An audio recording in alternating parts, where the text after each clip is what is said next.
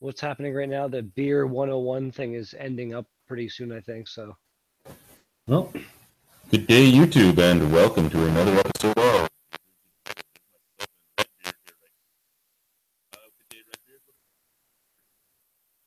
chat, your microphone is dying. I don't know what happened there. I can't hear you anymore. Can you hear me?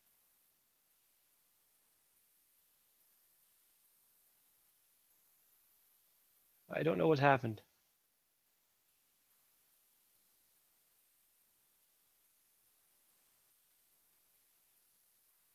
There we go. There you go. That's better. My Elgato communications software decided to take things to themselves. Yeah, that Anyway, was. what I was saying is a good day. And what are you drinking tonight, sir?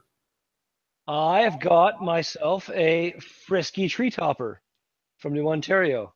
Ooh, intriguing name. It's What? not actually the proper name for the beer at all. It's their English pale ale, which is called Frisky Pete's, mixed half and half with their tree topper red ale. It's my Okay. favorite beer by them. I randomly did it one time and I called it a Frisky Tree Topper. I So did good. something like that with Cameron's with their Auburn Ale and their Dark 266.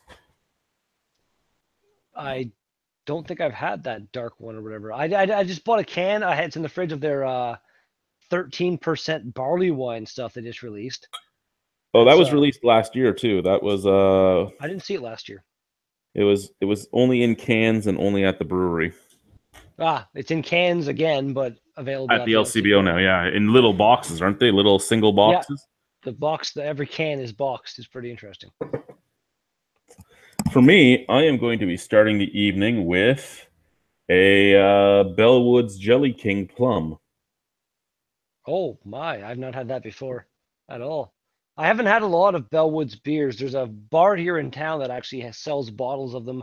I had their some kind of Sharky double IPA thing or something like that. It was really good. Which shark? I can't remember what shark, some kind of shark.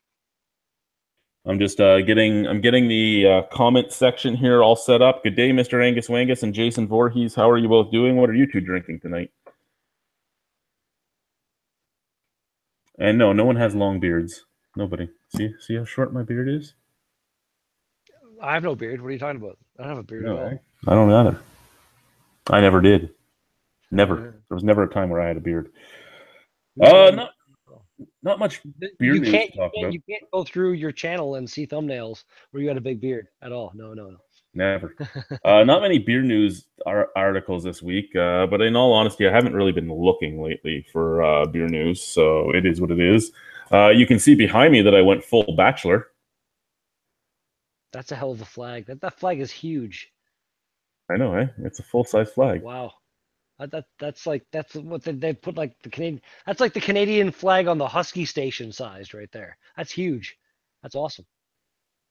Yeah, and when the lights are on in here, you can see it outside. Oh, and also before we get to beer news, I went out with Natalie today. We went to the Cayman Kettle. She had to get some cans of beer for a advent calendar she was making for her boyfriend. So we were over there, and on our way home, it was a very difficult turn to get to my street because every single cop in the NRP was across the street at Whiskey Nick's at the bar just close to my house within like a 5-minute walk. Yeah, apparently somebody was shot there tonight. So SWAT was there, everybody was there. Everything was cordoned off. It was intriguing. That sounds intriguing. Yeah, yeah. Like when you get up there and all you can see is lights and you turn and there's like 12 cop cars and a SWAT van and everything else. Yeah, it's an intriguing time. Yeah, here in North Bay that doesn't really happen ever. Uh what do we have news-wise here? What do we have? What do we have? Oh, Bo's seasonal Gruit series is continuing with the Lamb's Wool Apple and Spice Gruit. So Lamb's Wool is 6.5% alcohol. It's an apple and spice gruit made with pure juice from Quebec orchard apples, real cinnamon, and whole cloves. Sounds interesting. It'll be available at the LCBO in Ontario, at select retailers in Quebec. Distribution to British Columbia and Alberta will follow in early 2018. Apparently, Bose has a winter pack that was just released as well, a new mix Yeah, pack. none of it really screamed to me, to be honest with you. I looked at what was in it, and it didn't call to me. One thing I think we were talking about it on the a little bit on the chat in the other video that I was just in there with the beer 101 analysis thing we were doing, and well, I wasn't part of the video because they did Collective Arts Ransack the Universe IPA, which I could have had. I could have gotten one of those and been in, but anyway, talking about that and how Lug Tread is always one of the beers in their 4-packs. I think that's kind of dumb. Like, I don't know, like you want a 4-pack, a mix pack, it should be like either your main beers or 4 unique beers. Like, don't put Lug Tread in there all the time. And Well, they I don't never know. used to. They started doing it just as a filler and to sell more lug tread because it's not selling as much as it used to. So they have to find a Oh, way to get really? rid of it. I didn't know that. Well, Good there's to know. just there's so many Kolsch's and everything everywhere now, right? That it's not the top tier anymore. And so many places are just buying the Kolsch's and Pilsners and stuff from their area. I mean, if you're in Toronto, most places are going to have Ace Hill or Lost Craft on tap before they'll have Bose now. So it's one of those things where it just gets harder and harder for them to continue moving. It's like the Mill Street winter mix pack thing they released. I bought a pack of that for the 2 unique beers that were in that pack of 6. I was not really impressed with that.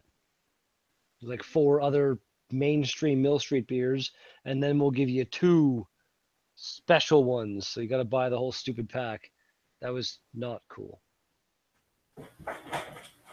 Now, if you have a lot of money lying around in your pockets and you want to waste it on a brewery that isn't really worth it, you can go get a Niagara Brewing ice wine beer because the ice wine beer is returning this week. So Niagara Brewing Company on Clifton Hill has announced the upcoming return of a limited edition beer that pays tribute to another beverage that the surrounding region is well known for. Niagara ice wine beer is a strong ale. So you're looking at ice wine, which is extremely expensive, and then making ice wine into a beer. The new edition of Niagara ice wine beer will be released on December 1st and will be available exclusively at the Niagara Brewing retail store in 375 milliliter and 750 milliliter bottles, and on tap in the brew pub while supplies last. Ooh. And we will get to comments once we're done these last 3 or 4 things from the Canadian beer news. Next is in Vancouver. Electric Bicycle Brewing is opening early next year. I don't know about you. What are they calling? Electric Bicycle. That's it. That's a kind of I like the name of that brewery. That sounds kind of cool. It's fitting with all the electric travel stuff that's happening these days, kind of ish. I don't know. Why not? They're promising to offer an ideal combination of outrageously good beer with gourmet grilled cheese sandwiches. Grilled cheese sandwiches do go very well with beer. Especially if it's like, and you can make some nice gourmet ones too, like a nice sour rye. It was on like I want to say Dragon's Den or Shark Tank, one of those shows, and there was a company that it's like a grilled cheese franchise now, I think in the States or here in Canada. I don't even know where it is. It's not here in North Bay, but yeah, like all kinds of different. It's like the thing that's happened with poutine lately, or poutine, depending on your pronunciation. There's a food truck. Is what they call them. Yeah. Yeah, there's a food truck here in the region called Gorilla's Cheese, and it's just a grilled cheese store. That's cool. And just a grilled cheese truck. And I try to get them out to the festival every year, but they never answer me back. But then I have Grill's Cheese come every year, so I wouldn't want Gorilla Cheese there taking away business from Grill's Cheese because Grill's Cheese is awesome people. Nice. Beard's Brewing is now open in Fort St. John, BC. Beard's Brewing opened up with the best name ever. Red Beard Light Red Ale. Are you serious? Yep. Really? Yep. Red Beard Light Red Ale. I need to try that beer. That's awesome. Fireside IPA and a Blackbeard Milk Chocolate Oatmeal Stout. Oh my God. That sounds good. That sounds good. That's awesome though. That's the second brewery that I can think of. Well, I know one other off the top of my head. I can't think of actually I can't think of the brewery, but I know there is another brewery out there that makes a beer called Redbeard.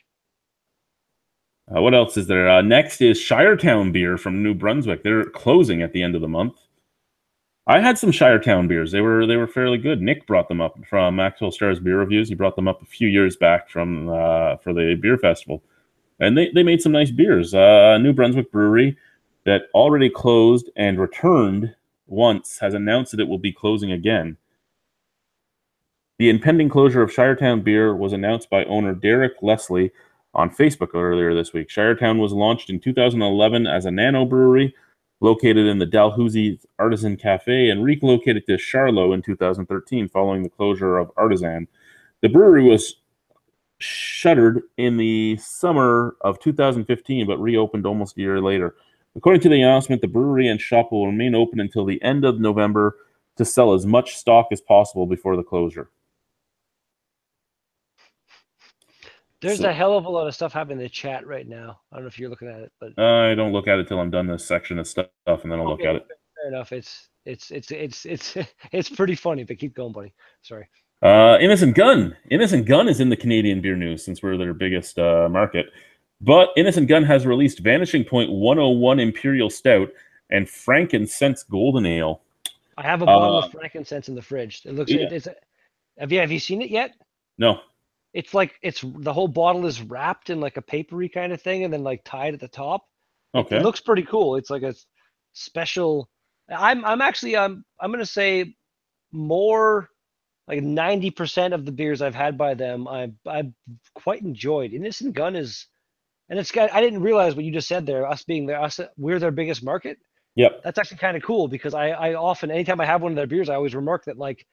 It's awesome how many beers from this Scottish brewery make their way to Canada. Canada is the biggest market, and Sweden is their second biggest market.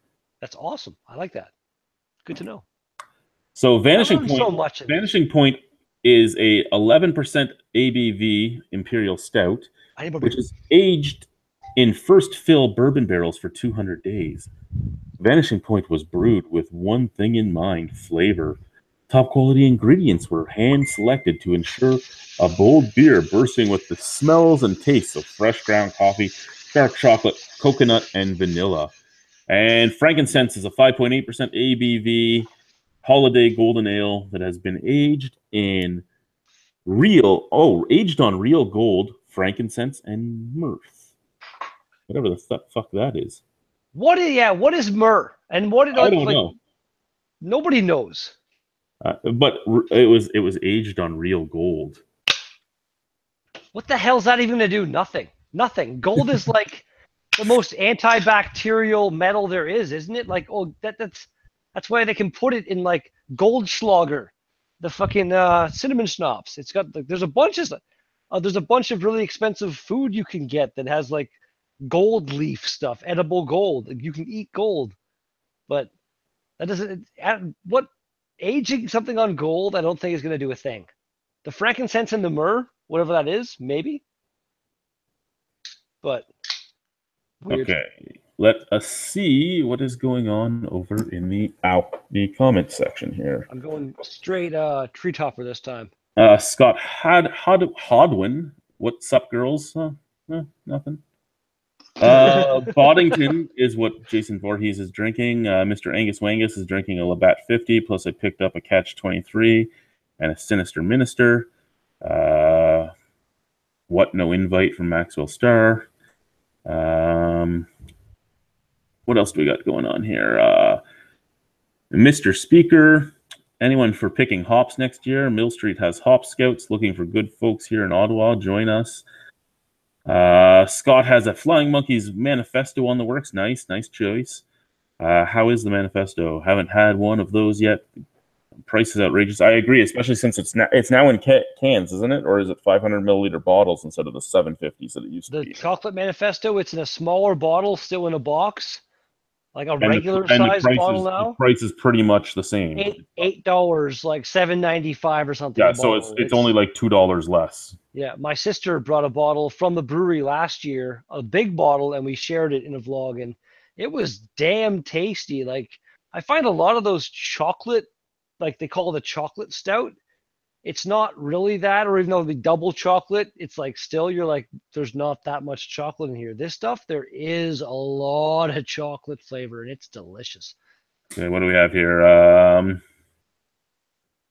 Yeah, Scott is right that the price is worth it. It just hurts at the same time. I mean, there is enough beers out there that are a lot cheaper, but yeah, to buy one or two every once in a while, like once a year is fine, whatever. Average Joe Manifesto is awesome. Tastes like a cherry cordial, or I guess cherry blossom in Canada. I actually was just doing a review earlier today, and I said cherry blaster first, and I'm like, wait, no, that's the fucking candy. I'm thinking cherry blossom. Cherry blossom is the chocolate with the maraschino cherry wrapped in the center. Scott called to see if they did kegs of Manifesto. That would be a scary, scary keg. That'd be an awesome keg. That'd be an expensive keg. Yes, it would be. Drunken One, I was going to ask to come in, but Average Joe is here. Oh, hey, Joe. Hop on, Drunken One, not joining. You get into any of those beers yet from Joe? Joe sent him a bunch.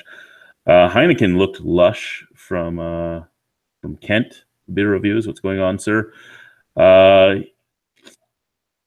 Did you see Drunken One's video where he did the unboxing from Average I haven't Joe? watched it yet. It's on my watch later list. It was pretty good. Well done, Drunken One, with that one. That was enjoyable, and I'm jealous of all of those beers because I haven't had any of them and have never heard or seen any of them anywhere. So, damn you.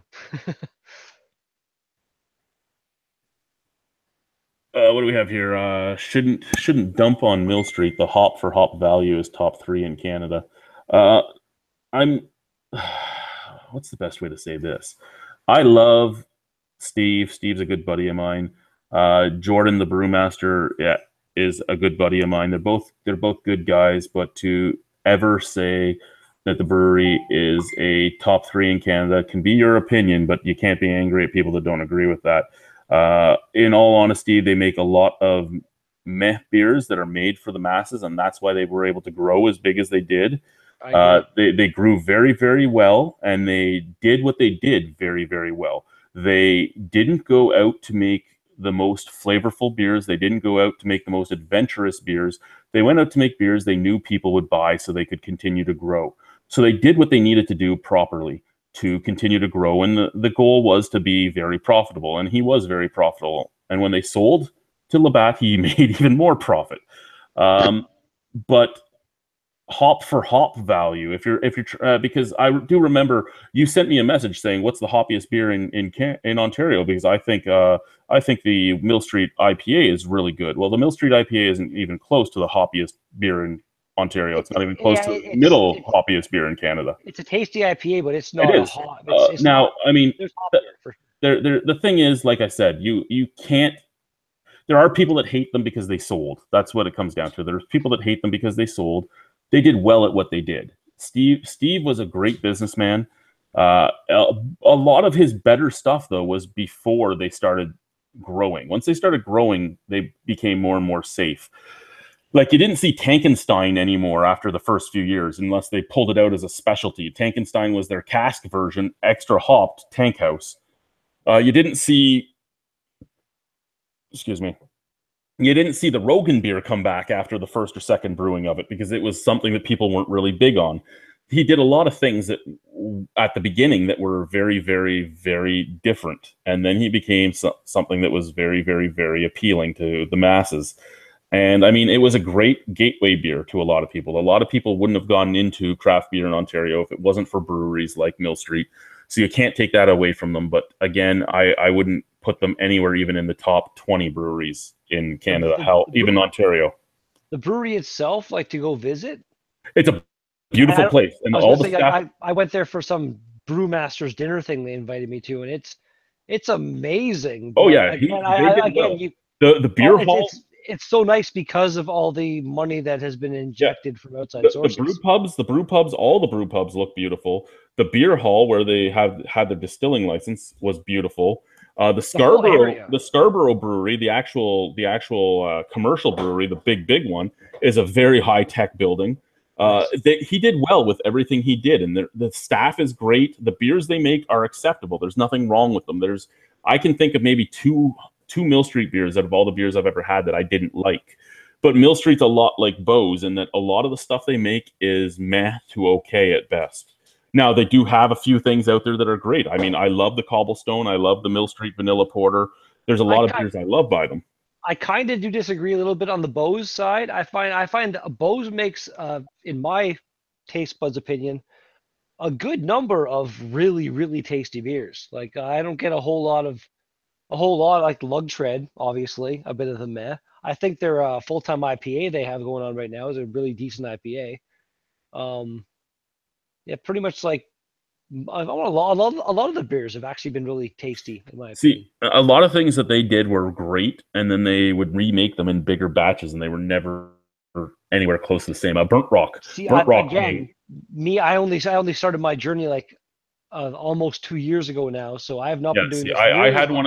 I Yeah, had one of the first brewings of Burnt Rock, the I can't vanilla compare porter, any of that kind of and thing. Burnt Rock was fucking amazing. And then Burnt Rock came out again, and it didn't have much flavor. And then they did that peppermint candy cane stout, and I drank that.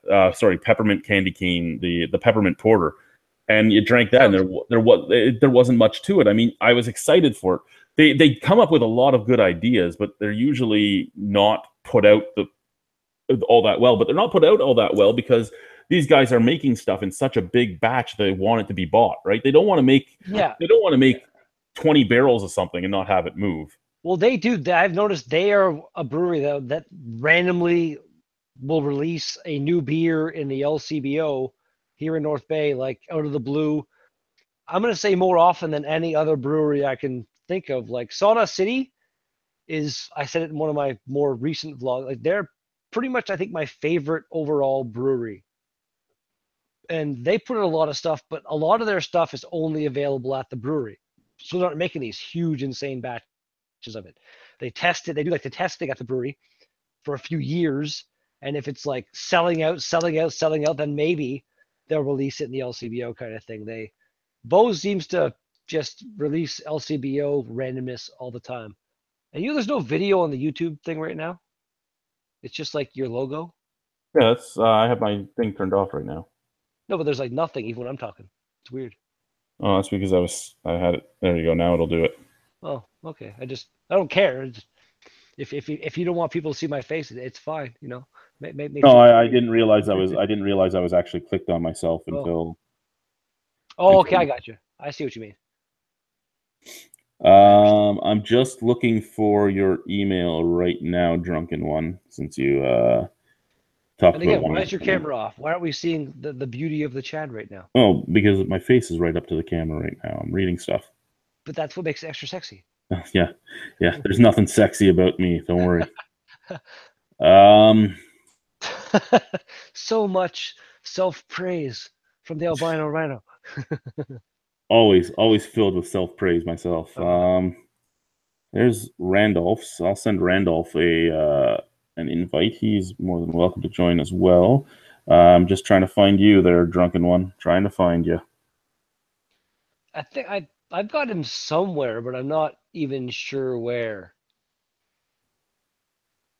I need to save people. That's what it comes down to because I just have so many emails going at one time that I never know where people are anymore. Um, and that's the problem, right? I Especially actually now that I'm doing the beer festival stuff, I just have shit everywhere. I actually I randomly went into my I always forget that my you can send messages to my YouTube channel kind of thing, Yeah, like not comments but actual messages. And there's been a couple times where I've wanted to, like, remember the few times there where I wanted to join and you're like, I sent you the link, what the fuck? And I can't find the link and all that bullshit. And one of the times somebody else, I think it was maybe Drunken One, that he sent the link in a message to my YouTube channel. And I didn't even know it was there. I just saw it the other day, actually. I went in there, there's like 20 messages I never knew that were there. It was pretty funny. yeah. We're gonna continue with the comments in 1 second. There we go. I found them. Um, I had to go through my sent email folder, but I had to scroll through like 120 different breweries that I've been emailing with over the last few days. So apparently Joe sent Drunken One his first sour beer. Which one did you send him, Joe? It was a Flemish something kind of. I don't know the name of. Joe's gonna have to help there. I remember like I saw the video and it looked pretty cool. I want to say the one that I had was that something did Jacobins or something was like one of the first sour beers I had, and I was like scared, like what is it? What is it? Sour beer? It's weird, and it was straight up like sour candy. It was bloody amazing, so good. Oh, he answered it afterwards. He said also the beer I sent him for Rhino or whomever is Monk's Cafe. Oh, Oh, there you my go. Jesus, that was loud. That Hey, was. dude, Hey, Oh, it's in cans. That's awesome. I yeah, found my it was a way. smaller can, I think, wasn't it? A smaller can. The sour Yeah. beer that Joe sent you. Oh, that was that monk one. He put it back up in here. It was Oh no, what's Cecile doing on here? Cecile, you don't understand the internet. What's going on? French people on the internet don't mix. it was the Monk's Cafe. Monk's Cafe. And I think that was like a smaller can. It was like a 11.2 ounce or something. It was a weird size. So what do we have here from Mr. Speaker One? Well, the new brewer in Ottawa has an adventurous attitude at Mill Street. Tim Hully. Well, again, that's great, but when you talk about Mill Street, you can't just be talking about the Ottawa Brew Pub because Mill Street is an entire conglomerate of places now. There's the Scarborough Brewery, there's the Toronto Brew Pub, there's the St. John's Brew Pub, there's the restaurant in the airport. There's one out in BC now as well, and there is also the Ottawa one. So you might have a different feel about Mill Street than everybody else, but Mill Street as a whole is known by most people about what is available outside of the brew pub in Ottawa. Just like Big Rock, for instance. Big Rock has brew pubs around the country now, and some brew pubs make a lot better stuff than other brew pubs. But Big Rock's name is known for what is available to most people, and that's pretty much a meh beer at best. Random not shout out, but random like point Big Rock thing. I want who would fucking a fellow beer tuber whose name I can't remember off the top of my head. He is, I guess, friends with Big Rock people, and one of their beers I had was all the not fresh, and he messaged them on my behalf. And just tonight they contacted me, and they're apparently sending me some stuff. So interesting, Big Rock stuff. Yay! If you ever have that again, I can give you the name for the craft beer, like craft brands representative here in Ontario. That's what the person said. Like it was weird. Like they commented on my video, like being like Redbeard, email us at social@bigrockbeer.com, whatever. I emailed them, and they emailed me back. Can I have your address? Sure. You were Emailed them probably back. talking. You were probably talking to either Tim or Samantha. Would be my guesses. But I can check. But she said I'm forwarding this off to whatever you just said there, the Ontario Craft fucking Craft Brand Co. And Yeah. it is Megan is what her person's name was. Okay, so Sarah, I know Sarah is Eastern and Southern Ontario. She's in charge of.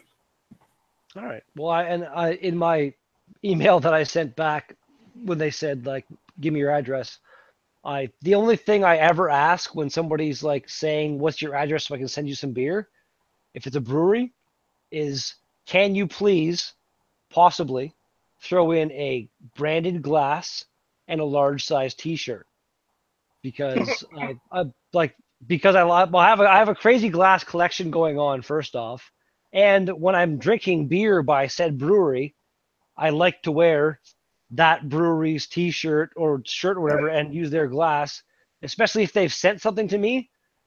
That's my way. Like if you send me shit beer, I'm still gonna say the beer is shit, but this is my way of giving kind of maximum exposure to those breweries that have been nice to me. Yeah, not to That's the mention way I you look get at a it. free T-shirt out of it. This is true. Yeah, you're not wrong. You're not wrong. My beer shirt collection, like right now, I'm wearing my awesome like blaze orange Norse brewery T-shirt. It was given to me. Nice. Hey, Mr. Angus. There's a Wangus in the chat. Devices are going crazy over here. I feel like my camera's zoomed in too much right now. It's fucking weird. Yeah, I can see your nose hairs. You like it? Give me a second. I have to shut this down for a second because only if one app can access my camera at one time, because fucking bullshit. But I'm coming back in like 2 seconds. I'll miss you all. I love you. I love you all. Yuck. Well, what's going on, sir? Same old crap. So, yeah, had a Heineken sent to you in the box, did you? Yeah, I drank that one. I didn't think I was going to have any problems replenishing that one. Yeah, I haven't tried any of them. I'm really excited about, well, all of them really, but especially the sour one. So I don't know that I've ever had a sour beer. There we go. And the other one, which I've heard so much hype about that y'all always talk about, is that KBS. Just the way that they describe it on the bottle, it sounds amazing. Aged in oak bourbon barrels and chocolate and coffee and oh my god, I like stouts anyway. So yeah, that just sounds totally awesome. Yeah, it is a very good beer. Does it? Yeah, okay. I bet it is. And he said you don't have to worry about doing any reviews or whatever. I'm crappy at it anyway, but he said just do what you want to with them. So I don't know. I'll probably start with it on a screen and see how many descriptors I can come up with. And if it's crap, then I'll just not post it. But I'm sure they're all going to be amazing. Because yeah, Joe's no slouch when it comes to beers. So I'm sure he sent me some good samples, some good representations of each of those. There we go. It looks about the same, Redbeard. Yeah, that's the exact same as before. It's all good. If you feel better about it, it's all good. That's all it counts. He did have it farther away, and then he logged out and logged back in again. No, you say that, Chad? No. You're attacking them, man. You're such a hardcore attacker. No, there are breweries I attack. They're not one of them. I'm just kidding. I full-heartedly admit that there are breweries I attack. Like Mill Street. Actually, I was gonna say a while ago, but like the beers by them, the only one beer that I can think of off the top of my head that I do actually quite like, as long as it's fresh enough, is their West Coast IPA. Everything else is along the lines of the meh, really. Like their Nightmare Pumpkin Ale was okay, not bad, but like there's never been, aside from the IPA, which I don't even know if I liked it when I reviewed it, because there was a time when IPAs were not for me. But yeah, like there's no beer by them that's been made me go like, oh my god, it's so amazing. Like it's meh. That was the Congress Street one. Now, I'm not real versed in a lot of different beers. Like Congress Street by who does it? Trillium, I think it is. That was a fruit bomb. That was just so amazing. That definitely wowed me. But then again, I'm not real versed like y'all are on a bunch of different beers. But that one really, really was a good beer. Do you like my new glass? God, that's a weird glass. This is the glass that came in one of the 2 advent calendars that came into my possession. Really? The only reason I took the glass out was because the door even said this is the tasting glass. So I opened it up to see what the glass was, and this was the glass, and I kind of like it. That's a really cool. It's almost like an extended IPA kind of style glass. Yeah, that's what I was looking, right? Well, the bottom is like twice as high as normal, but the top is very IPA stylish from what I've seen. Got 2 advent calendars. That's pretty cool. Lucky bastard. No, really, tell them what you think. There's an awesome one. I don't know who was putting. Somebody commented on Facebook that it's out of Alberta, I think, and it's like 24 different beers from 24 different breweries. It's like $160 or something for the friggin' calendar, though. Which That when you sounds go like like by the price, like per beer price, that's mildly outrageous. that sounds like the one I took Rhino to pick up at the LCBO. It was Yeah, that's the giant. one we picked up. Yeah, it was awesome, man. It was like I saw it and I thought, geez, that would look awesome underneath the Christmas tree. So Mr. Speaker said, would you guys comment on Big Rig's Alpha Bomb? I can't comment on Alpha Bomb because I've never had it. Alpha Bomb is one of my favorite IPAs as long as it's within like a month and a half, 2 months max of freshness before that hop flavor starts fading off. It was one of the IPAs that I had like around the time where my palate kind of shifted and was like IPAs went from oh my god, this makes me want to just cut my own fucking face off to Oh. that's a really, really good beer. Holy crap. And yeah, now IPAs are full on like my favorite style of beer. And Alpha Bomb is damn tasty, in my opinion.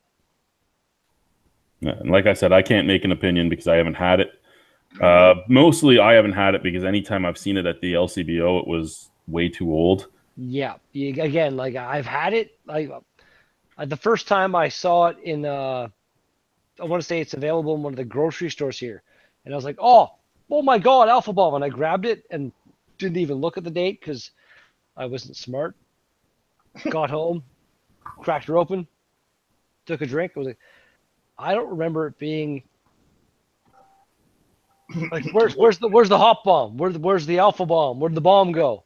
And I looked at the date and it was like I want to say a good 4.5 at least months old. Wow. And it like the hop like again things I didn't know before I started like trying all these different beers. I've learned a lot, and IPAs, the hop flavor just meh, it just runs away. Yeah, but I know what you mean, Redbeard. One time, back where I was living before I moved, I'd drive up to Grand Bend because they had a beautiful LCBO, the walk-in cooler, and everything you'd ever want in there. I called it heaven. And I'd go in there and, what was it? It was just when I was first starting to appreciate IPAs, and I wanted to try Flying Monkey's Optical Illusion. And I went in there, and there it was. And I was like, oh, yeah, right on. So I grabbed one. It wasn't until I was opening it up, I don't know, a day later or whatever. It was in my fridge. But the can was mushy. Nah. Like it was actually mushy. Rhino, you did a review of one that was mushy like that before you opened it. And it must have been the same thing because I don't want to say it was flat, but it was. And I didn't know what the flavor was supposed to be like because I was just learning. And, I was like, oh, man. I felt like I should have, if Flying Monkeys was close to me, I would have been there on the doorstep, fucking pounding on their door for $3.25. It depends. Like for me, I bought a bunch of beers from Sawdust City, and I brought them home, and I had them in my fridge. My fridge was a bit too cold, and I want to say maybe they froze a bit, but two beers that I had did that kind of weird mushy thing on the can, where it's like, what happened right now? But they were surprisingly still pretty okay, actually. But yeah, this one wasn't, you know what, I had one after where the can was still had its integrity and it was better, you know what I mean? And it didn't lose everything, but it wasn't what it was supposed to be, that's for sure. For a guy who doesn't know any better, you know what I mean? Back then it was like, oh, sorry, I was really confused. I was like, oh, did I buy another one, And all right, so I did. But I'm glad I did because I like that beer and nice. With carbonate. I recently went to Highlander Brewing for I went to the brewery for the first time and got a few of their beers, and the one they had they got 6 or 7 different beers you can buy for $3 a can basically, and then they had this special edition beer called Spring for $20 a bottle. I live vlogged this the other day, not long ago, and apparently they purposely aged this beer because they wanted it to be like what the flavor of an IPA would have been like when IPAs were first invented, kind of thing, because they were designed to be able to take the long ship ride from wherever to wherever and still be not bad by the time they got there. Well, The hop I flavor, think the imperial beers were made like it back that. then. Like it was a delicious beer. It was really good, but in my opinion, from like all my beers I've tried, I was like, this isn't an IPA. This is nothing like any IPA I've ever had. But it was like all the hops were gone. It was all replaced by this awesome kind of malty sweetness that just kind of carried through, and it was delicious. But Yeah. no, but it's weird. It's weird to think that like IPAs Yeah, now well, everybody's like, you got to have them fresh to get the hop flavor. But back in the day, yeah. they were designed to be like, there's going to be hops, we're going to be whatever, but it's got to carry. It's got to last. The imperial ones, I think, were made to last. That, you know what that proves to you there, Redbeard? Don't go to India, because it's still like that, I'm sure. I wouldn't go to India just because it's India. Like Sorry. I don't like crowds of people, and India is a crowd of people. Like that's Now, the only thing I'm going to say with that is there is about 3 different ideas of IPAs right now that have come out, because there are guys that have in their mind proven that IPA didn't exist in that fashion. There are a lot of people that have argued that beer was never even shipped on a boat, that they would ship the ingredients to make beer. And the reason they say that is there's a lot of guys that are history buffs that will have manifests from boats and say there's nothing in this manifest about actual liquid. There we can find grains on the manifest, we can find hops on the manifest, we can't find barrels of beer on the it'd manifest. be lighter too. Just like how much can you ship of a liquid compared to these? Now, I mean, I'm not saying which one is true. I'm just saying that there are other theories now out there, and that makes sense. none of us were around then. So which theory is right? Who knows? I was. What are you talking about? Well, not only that, they would only have to really transport the recipe, because most of these grains and everything are in these countries already, right? Has everybody here seen the documentary How Beer Saved the World? Yes. I have, yeah. That's a good one. I just rewatched it yesterday, and that's. Has everybody here seen the documentary Straight Up, the issue of alcohol in Ontario? No. You really should watch it, mostly because I'm in it. Are you contributing to some kind of problem, Shad? Now, continuing on with the idea of IPAs from back then too. Most people that are history buffs say beer didn't taste good back then at all. You go to Black Creek in Toronto and you talk to Ed, who is the brewmaster at Black Creek, who does everything the way it would have been done back in the 1700s. Yeah, they're the historical ones, right? Yeah. Oh yeah, I've had a few of their beers that I was I said in the review, this recipe should have just been thrown away. Like, there's 2 things, right? Any of their beers you get at the LCBO are brewed at Trafalgar. The beers that are brewed the proper way are brewed in the Pioneer Village and only served at the Pioneer Village. Really? But they have 9 barrels set up, and he admits that one of the barrels he has an infection in it.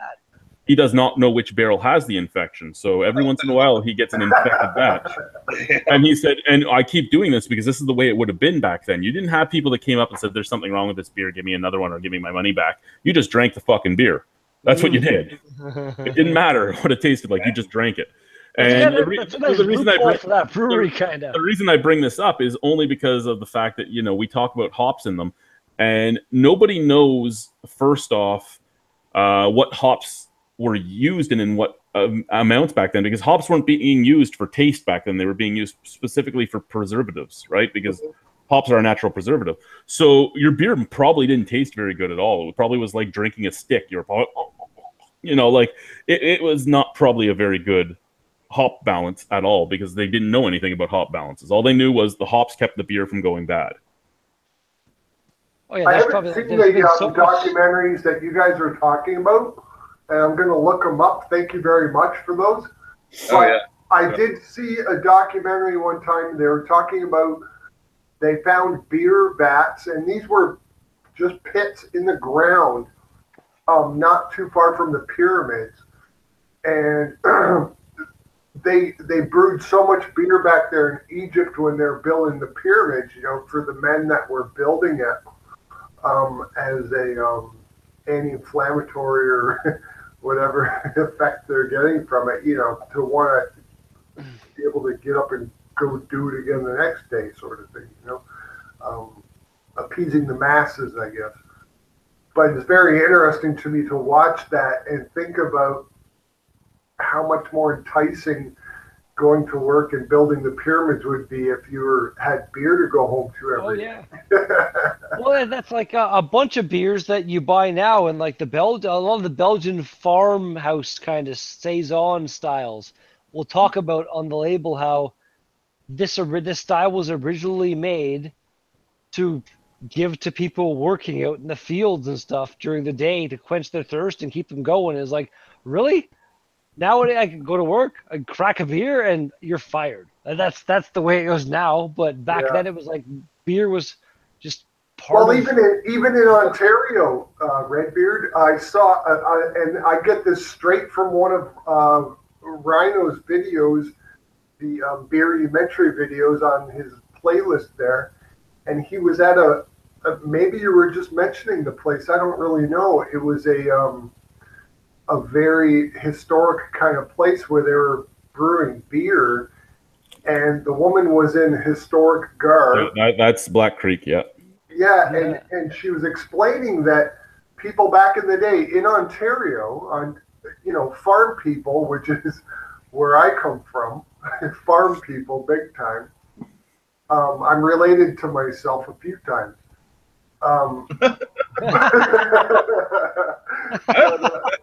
But awesome.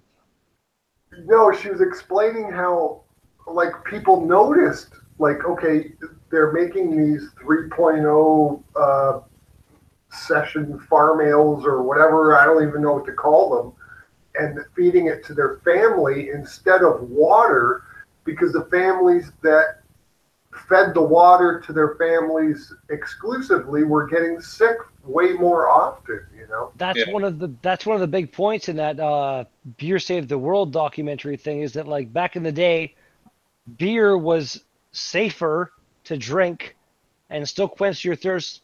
Water, because it was full, like they were shitting and pissing into the rivers and stuff everywhere, and just like no sewage containment, nothing, just like everybody's just drinking poo-pee water kind of thing.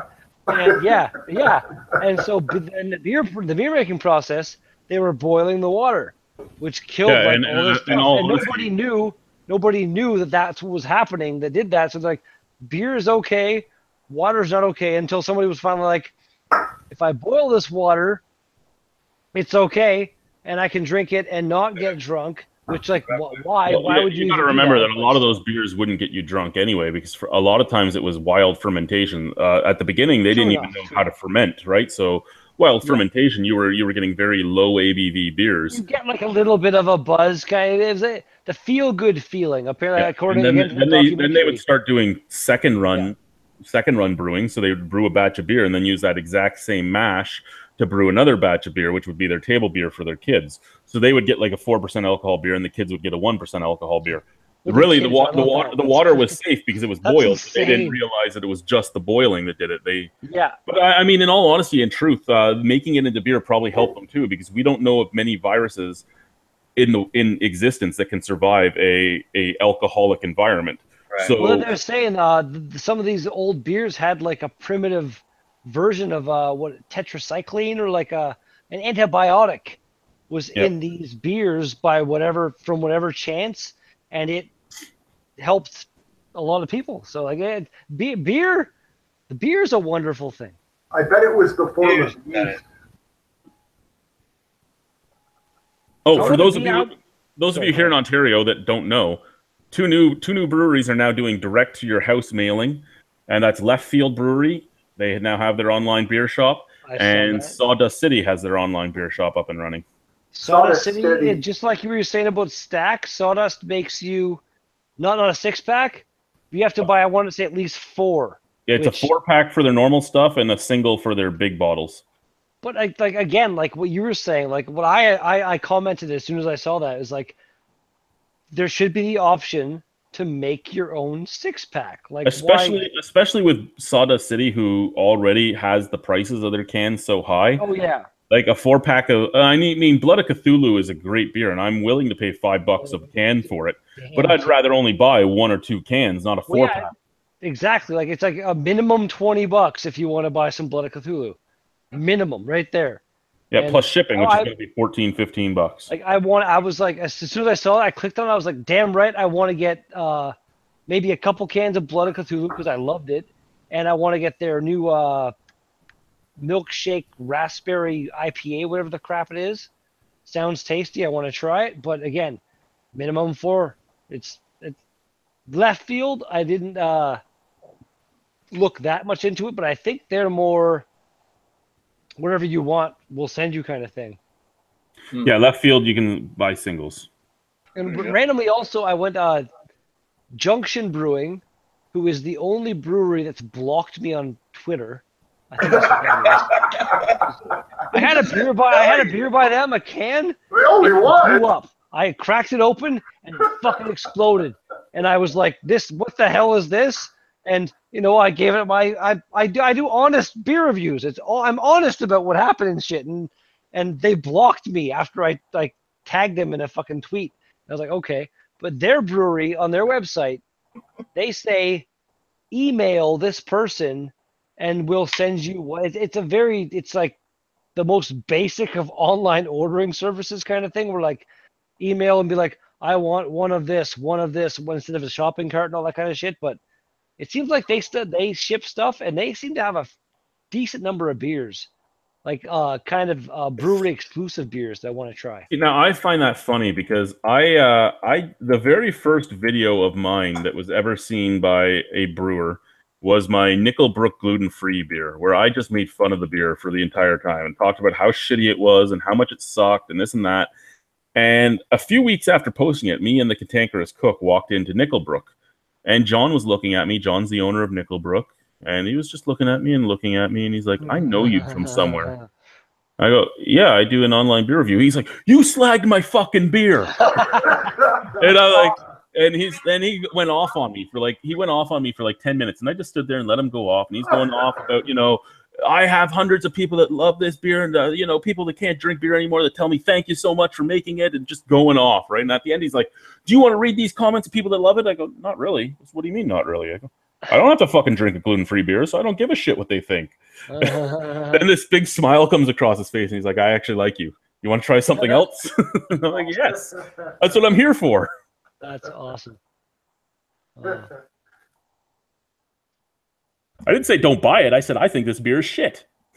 Well, again, like it's everybody, like all 4 people in the chat right now, everybody amongst us probably has a beer that like one of us likes and one of us doesn't like, kind of thing. Like everybody has different fucking taste buds on their tongues. That's the way it is. Yeah. I don't think anybody here will drink this shit. Yeah, what are you drinking, dude? Still Reserve, pineapple, something. Pineapple is delicious. 8%. Is that even beer? Is it beer? I think it's a malt beverage thing. You know how that goes. Okay. See, I would try that because it sounds. I love pineapple, and that would he's down there in the Gulf of Mexico, man. Like Hawaiian, like people that say pineapple can't go on pizza. Screw you all. Pineapple is fantastic on pizza. Hawaiian pizza is one of the best pizza flavors there is. I agree. Yeah, so with ham and pineapple, I can dig that. It's all right. Yeah, man. Yeah. Yeah, it's so good. Yum. It's so good. Damn it, I gotta pee. I'll be back.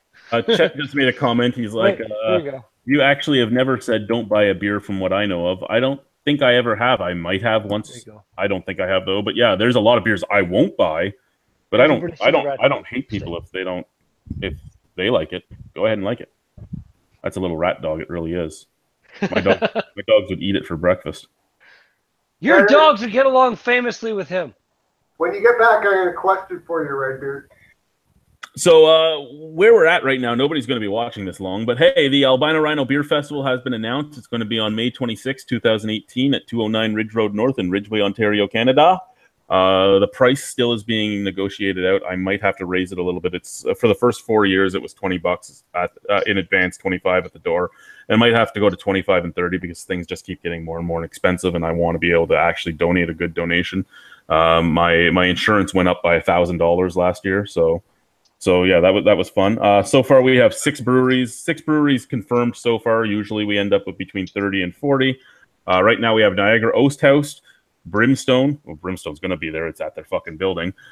Cayman Kettle, 26 Acre Cider Works, Four Fathers Brewery, who has won top brewery twice now. The last 2 years they've been there, they've won top brewery.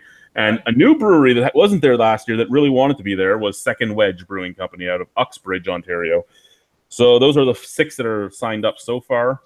We'll see where that goes from there. This is fully grassroots. It's all done by me. So if there's breweries you want there, go and twist their arm. Tell them you want them there. Tell them how good of a festival it is. Only if you actually think it's a good festival. I will be there this year. Yeah, and he's going to bring his rat dog. Maybe he will. He might. He might do it. You're going to be there? Usually when I go to town, the rat dog stays with my mom. So, but yeah. Get a passport. It all matters. Telling me that your dog's going to eat my dog, so I don't know if I'd bring him along. Redbeard, did you just say that you're going to the festival? That I wanted to go this year and I wasn't able to go, but this year coming up, like I'm gonna go fucking full bore on the festival shit. So yeah, damn right I'm going. Right damn on. right. It's like a 5-hour drive to get there, but I'm down. There's one of my dogs.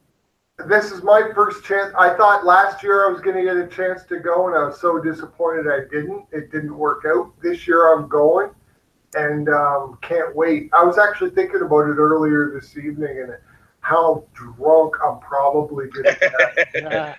No, it never happens. No, when you're sipping them, what's it, $2 to fill your glass? $2 here, $2 there. Oh, no, see, that's the thing. Like me, when I go to like 30 different breweries there. Any festival that I went to and like brought my vlogging stuff with me, I pay the money to get in, and they give me the tokens, and I go home with those tokens because they just keep like I'm like, hey, I want to do a review. Can I do a review? And they're like, yeah, sure, come on in. They never, if they ask me for a token, I will give a token. But I'm not just going to voluntarily be like, here, have my tokens. Right. You know what I mean? Like, and then like I do the vlog, and then a lot of times it'll be like, oh, can I get a picture for Twitter too? And it's like, oh, my glass empty. Can we have it? You want to fill that up for the picture? Sure. So like, nice. Oh man, it's like the amount of free beer that I have gotten at festival. Like I went to bar. I got asked to leave Barnstormer Brewing because there were some friends. I like usually I drive to festivals, so I can't get hammered. I'm like, I'll go there, have a couple, do my vlogs kind of thing, and like sit in the car for an hour, go get some food or something, and then drive home. But if I have a driver, then it's like, oh, it's on. And this one time, yeah, everybody was giving me all the beer. I got home and I was looking through the vlogs that I had done. The last 3 that I recorded, I did not even put on YouTube because I was like, people can't see this, man. This is I was fucking the people like the person from the brewery in the one video was just looking at me like the whole time I was doing my fucking vlog thing. He's like, I should not have given you this beer right now. It was bad. And yeah, Barnstormer, we went there for pizza afterwards, and they asked us to leave. Well, they asked the people I was with to make me leave, so we all left. That doesn't happen, even on YouTube. Oh, it was bad. We were in Ottawa one year. Me and my ex-wife went up for a visit, and we left the kids with my family, and we went into Ottawa, and we stayed with Guy. So drinking in Canada, and Dale from Brew By Me, and Dale and Guy and me and my ex-wife went and we recorded at 8 different breweries. I did my interview sessions at 8 different breweries. I was fucked by the end of the day. Oh, man. Not you. Like even by the time we got to the 8th brewery, I didn't even want to do the interview anymore. Like you could even see I wasn't interested. I had done it 7 times already this guy just didn't rub me the right way. Like, yeah, the thing with brewing, right, is I am good friends with a lot of the people I've met in it. I'm friendly with a lot of people I've met in it, but there's a couple people that just rubbed me the wrong way throughout my time. And this guy rubbed me the wrong way. Oh, you can see that I was filming up here because my camera's up behind me. Anyway, so he just rubbed me the wrong way, and I was talking to him, and I'm like, I don't even want to be here. And I was half-assing every question I had for him because I just wanted to get it done with. And then he's like, oh, do you want to do a tour? I'm like, no, I'm okay. I just want to go. Get out of here. You're talking about filming in your background. I just realized your entire like living room there is basically like set up to be a green screen with your paint color. That's awesome. What are you talking about? No, it's not. That's fucking awesome, man. I like it. Like myself, I have my actual green screen downstairs. I've seen it. I want to get like the thing on my couch. That it's actually a shower curtain. It's a random like shower curtain thing that like when I first started doing like my gaming videos and the first time I had face cam kind of thing, the color of my couch and the camera I was using made like it all blend together, and it was like I was a floating head kind of thing, and it was all fucking weird. So I put this there, and it worked. It's weird and random. No, what's weird and random is you've admitted that you have a shower curtain on your couch. Yeah. Did it get rid of the bed bugs? Never had a bed bug problem, dude. Like my apartment, like, the couch, the shower curtain couch, ghetto as fuck. But my apartment, not even a little bit ghetto. Like my boss spent like $30,000 building this place for me, and it's fucking amazing. Chet says you should post those 3 for bonus content. Post what now? The 3 of you fucked. Oh, no, they're gone. They're gone. They're gone. There was nothing salvageable. I wasn't like, I watched them and I was like, I can't even use these for like some kind of outtake video if I ever want to do something like this. Like, no, they're gone. They're gone. I've done the same thing. Yeah, I've done the same thing. I was fucking hammered, man. You have no idea. Like I'm like this. Like oh, blah, blah, blah, blah, blah, blah, the guy, the guy from the brewery is supposed to be there, like in the video with me. He's just like, no, like shaking his head in the one video, serious, like straight up, like it was fucking terrible. Yeah, it's always fun to turn on your camera the next day and see what the hell happened last night. Exactly. Yeah, I was like, what in the hell happened right there? Man. Yeah. Talking about guns. Hey, talking politics and guns. And Oh yeah. Oh, Chet is disappointed in me. I'm joking with drunken one. Everyone's disappointed in me. It happens. Mr. Speaker says he's loving the dogs, boys. Got my 2 pugs. They're very edible to the bulldog. I want to go to bed. They take up all the space on the bed, for fuck's sakes. It's pugs. Move them. That's right, Great Dane, for fuck's sakes. Oreo has the need to like curl up and I'll go to bed and he'll be laying kind of off to the side. When I wake up, he's like.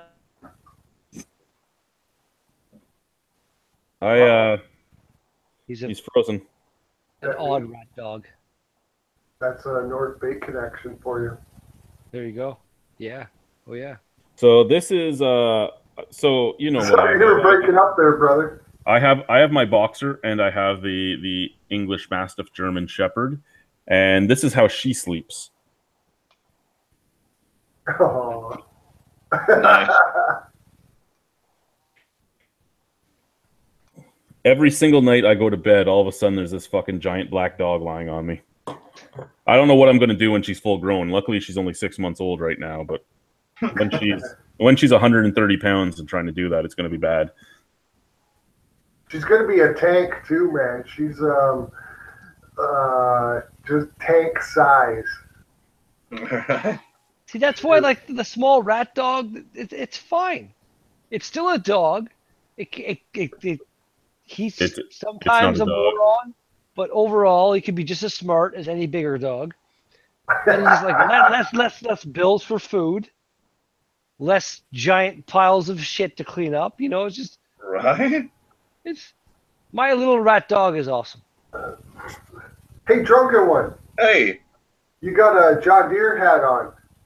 Any affiliation in any way? oh no, my dad's got a tractor that he bought from them years and years ago. Yeah, right on. It's a good hat. It just fits in. Drunken one, the whole. I Yeah, used to, the I whole used to work. redneck Yeah, thing. there we I go. never love him. There was a John Deere plant here near me in Rhino, and I used to work there. I was a welder, and I made these giant tractor parts. I had to make 5 of them. So a day. if your tractor falls apart, it's because he was part of the building. That's right. That's right. No, he's probably working on some huge equipment. Yeah, you see a lot of those rolling around the job sites. Some big ass equipment. There are some fucking insane tractors out there. Like, There is indeed. I don't know. Anybody here seen the older episodes of a British TV show called Top Gear? Yes. They did an episode where each one of the 3 guys got a tractor, and the one that I want to say Jeremy, like the main Top Gear guy, got was it had like 3 triangular giant tank treads for the fucking wheels on the thing, and it weighed like 30 tons or something. And the other guy got like the Mercedes S class of tractors, like just computer monitors and stuff everywhere, like Yeah. everything automated and shit. It's like farming. Oh no, you don't you understand. don't think about it as being like a high tech occupation, It but was there are back some in the farms day. out there that are, like automated and like just fucking high. Just the the technology in a farm could blow your mind, man. It's crazy. I mean, think about it. If you had to be stuck in that tractor day after day, you'd want it to be comfortable. You'd want it to be easy. Oh, yeah. And something that big, they make it to where it's going to destroy shit if you point it the wrong direction. You want to make sure it's on the path and it's doing the right thing. But yeah, there's a lot of technology in them anymore. It's like the new tractors are tough. I don't care how big they are. Tractors are tough. They'll break shit. The new Tesla shit coming out. Even without the technology, okay, this is probably, ooh, geez. Oh my goodness, a long time ago. Okay, 25 years ago, I was in school in Kansas City, and I had a little bit of money. You know, I had my car. I had a Ford Tempo L, and Nice. I was like, oh, I had a little bit of money on a long weekend, and I thought, geez, you know, I'm going to go drive somewhere that I've never been before. And it was either drive out to the mountains in Colorado, or it was drive down to New Mexico, Taos, New Mexico. And I decided to go to Taos, New Mexico. And I went through Kansas, through Dodge, through the panhandle of Oklahoma, and through the eastern part of New Mexico into Taos. And let me tell you, on the way there, I drove an hour and a half one time on the way there without seeing another car or a fucking tree. For an hour and a half, man. I couldn't fucking believe it. It was unbelievable. Yeah, But that's crazy. what's my whole point? It was harvest season. It was in the fall. And dude, I'm out 100 miles in the middle of nowhere. Like I shouldn't even have been driving. I probably should have stopped, you know. And anyways, I'm like, what are these lights? And you can see lights for miles and miles, like 30 miles away, you know. And it takes you a half hour to get there. And then you get to the lights, and it's tractors out there in the middle of freaking nowhere. Yeah. Harvested. Yeah, and I actually went down south. Unbelievable. Sorry, go ahead. Who's talking? Sorry.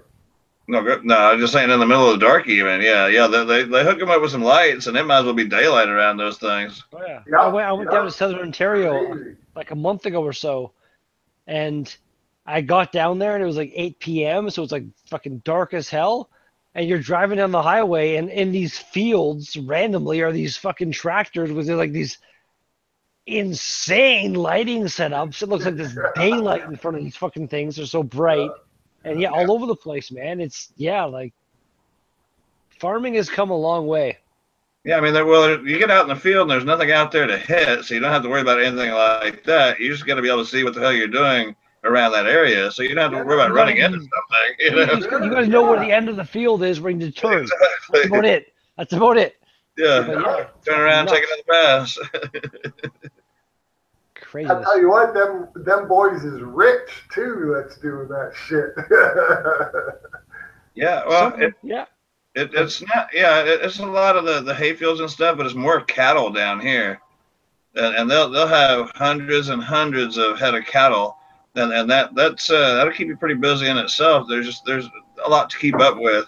It's actually funny that somebody. You're constantly checking fences. You're constantly making sure that the cows are safe and healthy and doing hay every year. Oh my God, Yeah. I did hay every year with my uncles and everyone hay else with my and my grandpa. cousins and half cousins. Right, man.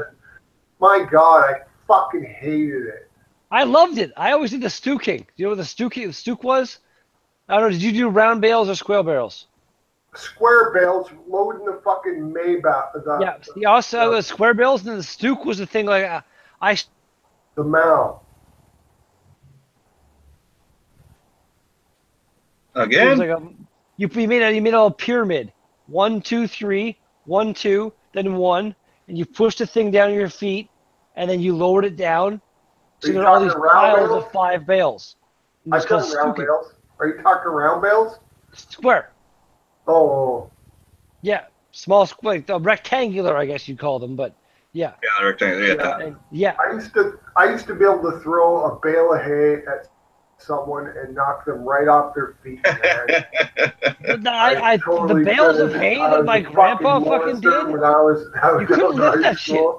Yeah, man. Fuck, I'd kill you with the hay bale. Yeah. They can range anywhere from about 60 pounds to like depending how dry they are and the size of the bale. Like my grandpa, his bales were you always had to pick them up by 2 pieces of bale twine. Yeah. Grab each one and pick it up. Like you could not pick up one of my grandpa's bale twine. You would not be killing anybody with these fucking things. Unless you were like Brock Lesnar, like, and like.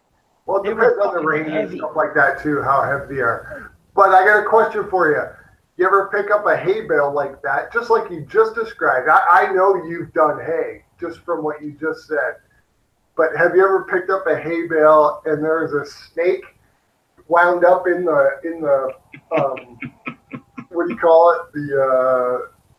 In the twine? The twine, yeah, because he does it, and then a snake gets in there. Like you go pick it up, and you're like, oh, goddamn.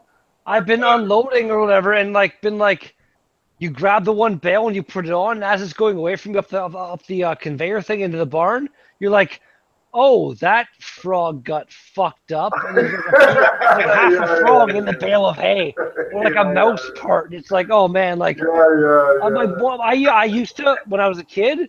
Because I've always been like, even now, like, I love animals. I love animals regardless if they want to fucking eat me or not. I think animals are awesome. And I've never if the end of the world came and I had to kill things to survive, I could. But until that comes, other people can kill my animals. And so my grandpa or me, whoever was using the tractor, would run the cutter across the field and cut all the shit, and then somebody would rake it. And then I would run all over the field, try to save all the mice and fucking shit that I could. It was all the mice. It was ridiculous.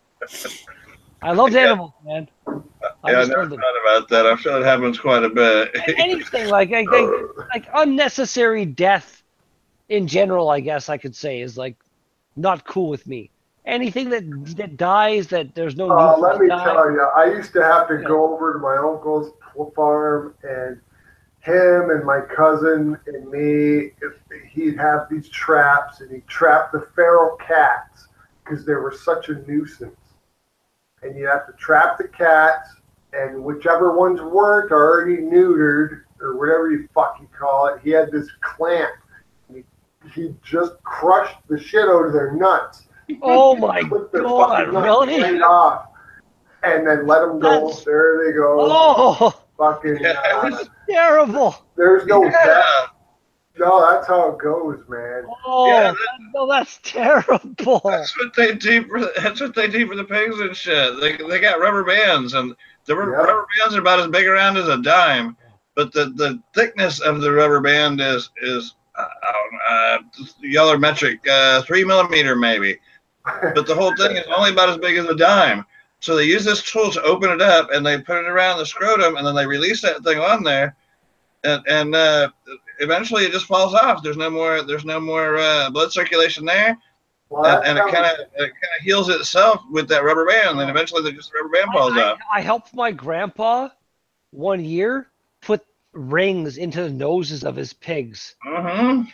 That was a hell of a thing. Like they don't like that. The noise and the pain, like because the rings were like they look like this kind of, and they're round, but right here where it goes in, they're like just pointed fucking edges of metal where you're just like, my grandpa had this tool. He's like, okay, you sit on the pig and hold it down, and I'm gonna fucking just and like the sound those pigs made when you fucking did that, I will never forget that sound, man. It was horrifying. Sure. Yeah, I can't even imagine. Hey, Like you know there's what? somebody like taking something, right in your nose. Just, If you had to lead one of them pigs around and get them to do something you wanted to do when they were fucking 500 pounds, then you sure would wish they had one of them in their Yes, nose. sir. Yes, sir. Well, no, fair enough. Again, aside from like that experience, my cousin and I used to go into the pig pen and make a game of like running away from the pigs kind of thing, or scaring the pigs. My grandpa's pig pen was literally like a fence built around a giant swamped-in area on his property, and it was like this cool place for like, it was like, I don't know, you like hide out and be like, oh, there's no pig over here, and like, who's gonna get caught by the pig first? It's almost like hide and seek with pigs. It was fucking weird. I had a weird childhood. That explains a lot. I would never have guessed that, Redbeard. Y'all think I'm so normal, but no. Never in my life would I have guessed you had a weird childhood. Hey, you know what? I think a lot of us Ontario boys have had similar weird country boy fucking experiences. Well, I grew up in McKellar, or just outside of McKellar, which is a small like village, basically, outside of Parry Sound, which is a town I'd assume Ontarians kind of know. Parry Sound? Parry Sound. Isn't that the asshole of the elephant? It could be. What's the elephant? What? Southern Ontario is an elephant. Yeah. Is it Owen Sound? I'm thinking Owen Sound. Oh, Sorry. okay. Ha. I feel better now. No, Parry Sound, right on Georgian Bay. It's So sorry. like an hour-ish south of Sudbury kind of thing. It's all beautiful. Hey, you know what? There's a big swath of land. I'm a geography guy. I love looking at maps and things. There's a giant swath of land on Georgian Bay, just, I want to say northwest of Owen Sound area there, right there. And it's all undeveloped. I don't know if the military owns it or what the deal is. Do you know anything about that? That sounds relatively close to the Parry Sound. Parry Sound has the Island Queen, which is their cruise ship kind of thing, and they call it the 30,000 Islands. There's 30,000 islands in that area, apparently. Yeah, don't say. Not necessarily like every like a lot of the islands are like. What is that? Is that bullshit? What is it? That's beef jerky. Oh, I thought you were showing bullshit. Talking to one of your Canadian guys. No, yeah. Oh, Again, yes. I want to try your beef jerky, man. For fuck's sake. I gotta see what it costs to send y'all some up there. Yeah, what do we have? What do we have in the comments here? Chet says his stepdad has a 40s Ford Ferguson 9N tractor. The damn thing goes 40 miles per hour. That's awesome. Shrunken One says that's fast for a tractor. Yeah. Chet says it's damn amazing, damn crazy, sorry. And yeah, it is fast for a tractor. I mean, the tractors I drive with my grandfather do not go anywhere near that. Nah. At PA, it's all corn for the most part, or dairy cows. Stephen P says the guy in the orange shirt has good stories. Hey, that's me. Thank you. He's a bad judge of character, though. Oh, you Jason fucking Voorhees bastard. says Brock is a true farm boy. Go to hell. Middlefra is here. Hi, guys. Paul from Ottawa here. Good day. And Middlefra. The fish is checking in.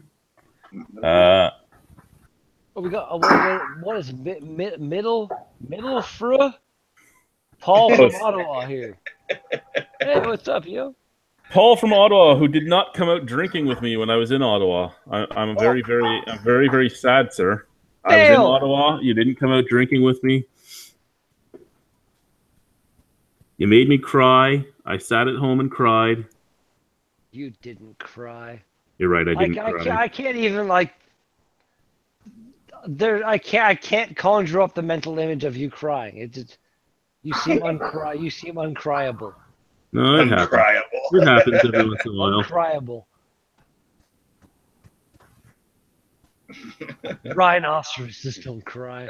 He cries when he goes down to the store. There's no more of the roller dogs on the roller thing.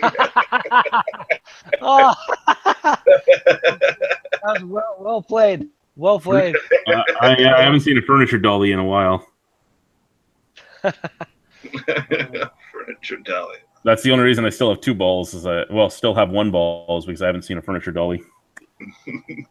Well, one's all you need. Yeah, apparently it was all I needed for 3 kids. There you go. Hey, it's a powerful nut. It was. Wow. It was a very powerful nut.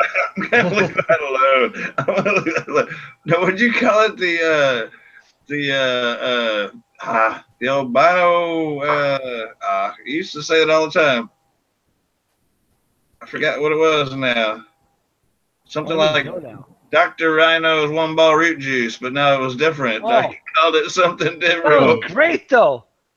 Dr. Rhino's one ball root juice. That was fucking awesome, man. You gotta bottle that shit right there and like. Well, when I was in high school and university, and we would do our wrestling shit. When we were done our workouts, when we were done running our laps and everything, I would take my shirt and I'd wring it into a jar, and we kept a lid on it, and we called it the essence of albino. There you go. That's disgusting on so many levels. It is, but what we were doing was we waited till the jar was full, and then we put it in somebody else's locker. So he'd open his locker and go, "What the fuck is this?" and open it up, and it was not a good thing. Oh, no. It's like when we were playing pranks. When we were playing pranks as counselors, we were counselors at a summer camp, and we were playing pranks between a couple of the different cabins, and one of the guys released a mouse in my cabin, and I don't like mice. Okay, I might be a big guy, but I don't like mice. So I got angry, and I took a Pringles can. I shit in the Pringles can. I put the lid on the Pringles can, and I put the Pringles can in the guy's backpack and left. Nice. So then he found a Pringles can in his backpack, and he opened it up to eat the Pringles. Treats. So his cabin was fairly stinky for a while, and he called off the prank war after that. That's fucking gross. Oh. What do you mean? You're not supposed to shit in these things? No, but if you really have to, It depends. that lid is pretty close to airtight. If you ever if you do like the hiked up fucking leg thing and do it, then keep going. Then yeah, use that as a hinder. But generally, no. How do you sit here so long drinking beer and I don't get up to go to the bathroom? we were doing the very first Century Club here, and the bag of derp came. He was going to do the Century Club, but everybody else showed up too late. And before he left, he goes to Boychuk. He's like, "You want a chip?" And he had a can of Pringles too. So Boy Chuck goes, yeah, I want a chip. And he took the Pringles and he's eating the chips. And the bag of dirt's sitting there with a fucking shit-eating grin from ear to ear. And everybody's like, why are you smiling? And he's like, yeah, that's the can of chips I threw on Chad's driveway last week. When I drove in today, it was still there. So he gave him chips that had been rained on and just sat in the fucking sun for the whole week. And yeah. Years ago, actually, my friend Sam, his parents, like I want to say 16, maybe 17 at this time. His parents were the kind of people that were like, you want to buy some beer and have a party at our house? Go ahead, do it. But stay in the basement, stay on the property. We're going to be like the parents in charge of you. And for whatever reason, they decided that they should mix Mike's Hard Lemonade and Mike's Hard Cranberry Lemonade with some Labatt 50 that had been in the fridge in the basement for at least 5 or 6 years, according to my buddy. And they threw in some Portuguese moonshine just to top it off. They had been giving me beers and whatever all night long, and I've been like, yeah, woo, chug it back, chug it back, chug it back. Give me this one. I take like one big swig, and like, something's wrong with this. So, no, it's fine. Keep going, keep going. And I'm like, all right, drunk, woo, whatever, and just did it. And that's basically where the memory of that night ends.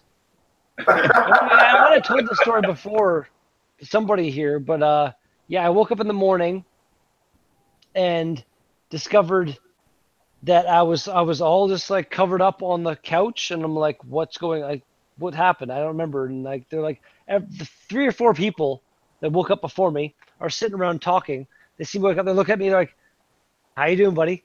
You remember last night? And I'm like, no. And they proceed to tell me. Apparently, they gave me all this alcohol and stuff, and I decided that I needed to throw up. And I went upstairs to the bathroom. And the last thing I could, like, I'm like, in my mind, I'm like, I remember going up there, I remember throwing up, and I remember like washing my face afterwards. Wow. And that's it. Before waking up. Apparently after that, I turned around and threw up into the hot tub. Just hell yeah. Everywhere, all over the hot tub.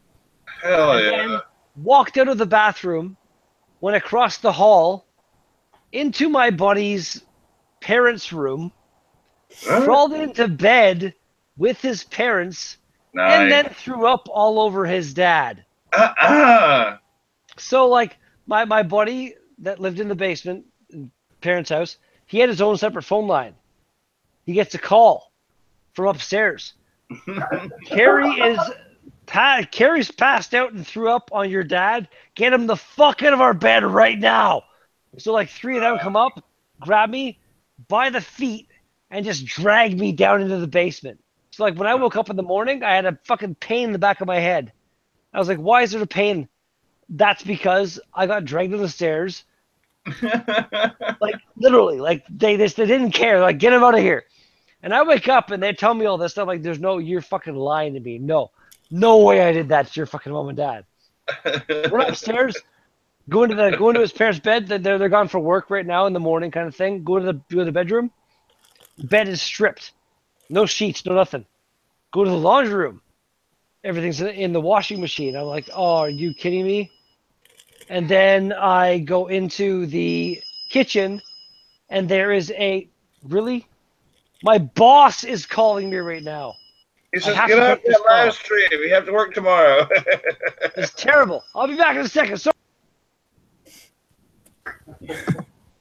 wow. His boss just happens to be the parent who he was puking on. Yeah, right. Now he's stroking his beard. What do we have here? Middle Frua. Yeah, I know you'd eventually call me out on that, Chad. Albino is a better storyteller, but he's close. Now I'm having second thoughts about getting jerky from Drunken One. I just noticed dude has a bong.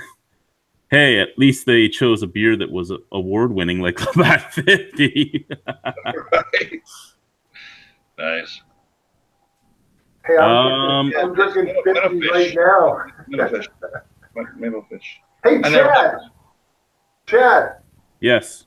Can I bring up something that I noticed in the beer world? I think is sort of an issue. Uh-oh. Sure. Yeah, man. Well, I mean, someone from Ontario, well, especially you, should be able to relate. Like, what does a case of Labatt 50 cost? You know?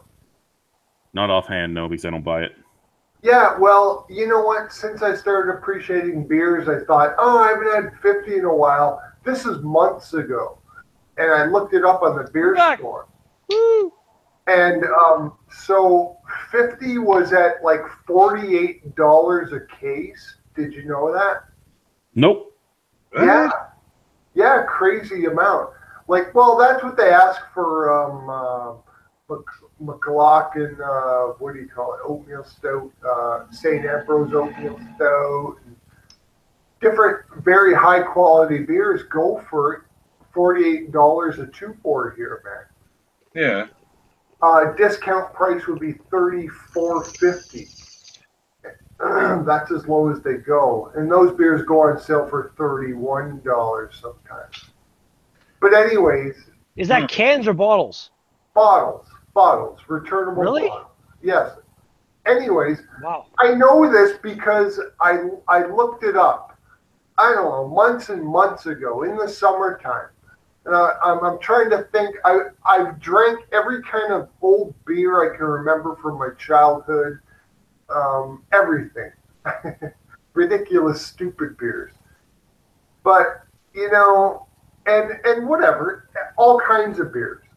And Moosehead and whatever. Just looking for a little flavor from a macro brewery where I could Look at that. where I could save some money, you know what I mean? And one of the beers I wanted to buy was Labatt 50 because in my younger years I remember it being a very heavy, flavorful beer, right? Mm-hmm. So months ago I remember looking it up, and because I go on the beer store and look at the beer stores in my area and see what they have in their inventory and whether I can buy it there or not and whatever. You know, it saves time and energy. But I remember looking up Labatt 50, and it was like $48 a 2-4. Like, retarded amount. Now, recently, like... Want me to go outside, go pee-pee? No, thank you. Within Rhino, I want to tell you this, dude. Listen to me, please. You That was awesome, buddy. Recently, I looked, and it wasn't on sale, but it was $42. You know, and there are other premium beers in Ontario, macro beers that I've noticed that the prices come down on. Is the craft beer industry finally like taking its toll and starting to show an indent in the macro breweries? Like, are they starting to lower their prices because of the new market? They might have to, I guess. Nope. If you're finding something with a lot of flavor and it's cheap, then people are going to go to that. I just randomly noticed that the Beer 101 thing post analysis is still going on. They have 7 people in the chat and 1 person watching, whereas we have 4 people in the chat and 9 people watching. So good for us. They all asked me for a link too to join, and I sent it to them, and they didn't come. What the hell? It's okay. Well, the Maxwell Star people? Yeah. Okay. Got to turn off my sound for a second. Yes, please. There sure is. I got all kinds of jokers over there, huh? Oh, what are they doing? Some OSB stuff. He's got dancers and what? Yeah, he's like gone insane with his fucking background shit going on. He's got like random like shit in his background. It's weird, man.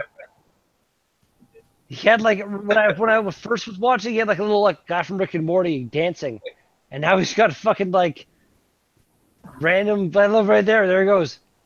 Yes. Like, what is that? He's What like, are you doing over there? he's got a what's that Peters guy's name? Chris Peters? Peters guy. Yeah, he's got one of his videos playing in the fucking corner of his own screen. I watched one of his videos and it almost made me like I almost died. Like my brain was almost like, okay, life can't be allowed anymore. You need to just die because this is a thing, really? Like Chris, oh my God, it fucked up. It was fucked up. He's doing his video and like it's like, okay, here, I'll give you my impression of him right now. Where's the best way to do it? Okay, here we go. And let's cut half my head off. There we go. And then here's the beer. There, this is my Chris Peters review. What do you think? You like it? Isn't it great? Woo! Like, oh my God. Oh my God. Oh. Oh, it hurt. It hurt to watch. Yeah. Rhino, have you drank the Catch-23 yet? No. No, I have not. You have it though, don't you? Yeah, I have it. I didn't grab a beer. Fuck. You just freaked me out for a second. I was like, we got a new person. And I was like, no, Chad's there. We got two different angles on Chad right now. Nice.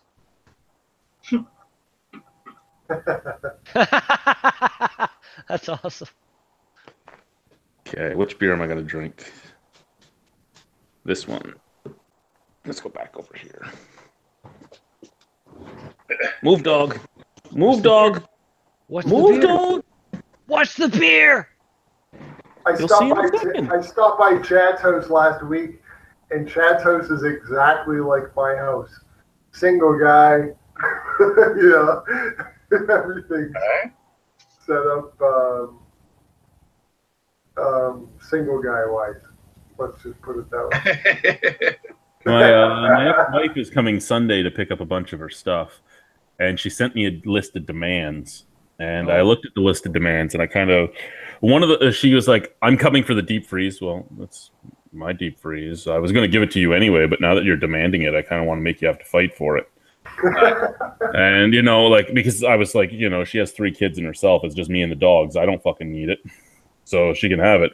But then she demanded it without asking me if she could have it, and I was like, "Yeah, I really don't want to give it to you now." And then she's like, "And I want the dryer and the washer." You're renting a house. You're not getting my washer and dryer for your rented house. You want them because your fucking mother's dryer died right before you left me. So you want to give the fucking dryer to her. So you're not fucking getting the washer and dryer. Right. Yeah, that's exactly what it is, I bet. I'd appreciate the washer and dryer. I'd appreciate you letting me see my kids and stop trying to fuck me, but that's not going to stop, so. Hell yeah. Yeah, Chet says you should continue your throw-up story.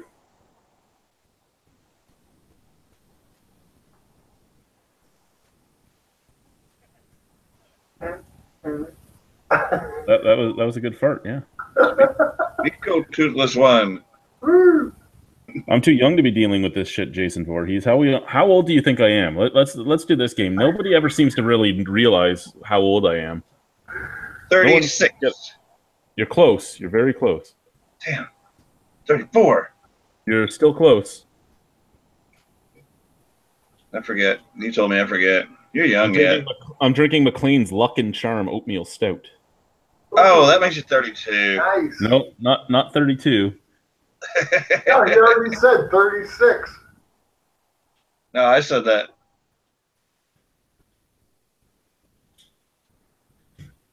You said 36, and I said you're very close, and then you said 34, and I said you're still very close. Yeah, you're not in the You're not in the 40 yet. I am 35, yes. There you go. It was one or the other. Right? I knew it was right in there somewhere. Chet, get her a wash tub and a washboard. Random Right? thing. I just Yeah, the handle thing that you roll in chicken dish, you put your towels through, like you see at the car wash. Yeah, like on Hee Haw. I just Exactly.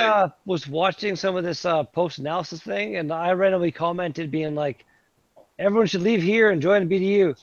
And I'm not sure who said it, but somebody, I couldn't quite hear it because I'm trying to hear both things at the same time. BDU is a shell of its former self, apparently, is what they're saying right now. BDU is nothing without us. It was just said by them, even though they have 2 people watching and we have 9. Ha! Right? That makes me feel kind of good right now. But like, I don't know, but Sounds like Yeah. you're stirring shit there, Red Beard. We're only up by 1, really. Like they got 3, 4, 5, 6. Hey, got you know 7. what? Hey, drunken one. whoa, what was that? Drunken one. I want to say something to drunken one. You know this because I saw you the other day, yesterday. In a, I don't know where those dudes were from, but you just, I figured out all you gotta do is punch in beer into YouTube and then narrow the results by live results, and then you're watching beer tubers just like us, you know? Yeah, exactly. From all over the place. Or Every just night. oh yeah, or just type in like your channel name and even if you didn't make the video, somebody's used your name in there, you know, in the description or whatever, or it's got your name in the title. Obviously, it'll show up. Yeah. So sometimes I don't realize if I'm getting shout outs or not. So like once a week or whatever, I'll research my own name and then put in the filter like this month, and then you'll find out who's talking shit about you. That's always fun to do. This is like. But yeah, beer tube or whatever. Yeah, you can do any of that in that search, and it'll take you right to the But you right know, to all the craziness. yeah, it's interesting because I found, where were those guys yesterday? I saw you in there in the chat there, and I said hello. You said they're from the northern United States, I think, somewhere. Oh, I don't know where they're from. what channel were we in? But then I was looking at another one, and they're from down south there somewhere, and it was just so interesting because it's the same wherever the beer tubers are. You know, whoever thinks that they're special really isn't. You know? Right. Well, I mean, it's kind of funny to think that someone thinks that. yeah. Well, I mean, you see the same people in the same places. It happens that way. Like the beer analysis thing that they're post analysis thing that they're doing. It's the same jokers that are always over there. Not saying they're bad or good or whatever. I'm just saying it's the same face that you see each time. About like here, you know, it's a lot of times the same faces. Yeah, or like the guys the other night, I found that you were there, and there was like, I don't know, it seemed like they were down from near where you were, down there near Florida, North Florida or somewhere. Yeah. And, but it's just the whole conversation and the whole disposition of the conversations are the same, whether it's Ontario, Canada, or Houston, Texas, or wherever, you know. It's so cool, you know. Everyone's like, oh yeah, hey, have you tried this land shark, whatever, blah blah blah. Right. Oh yeah, that's what we all have in common is that wonderful stuff we call beer. Yeah. That's what I like.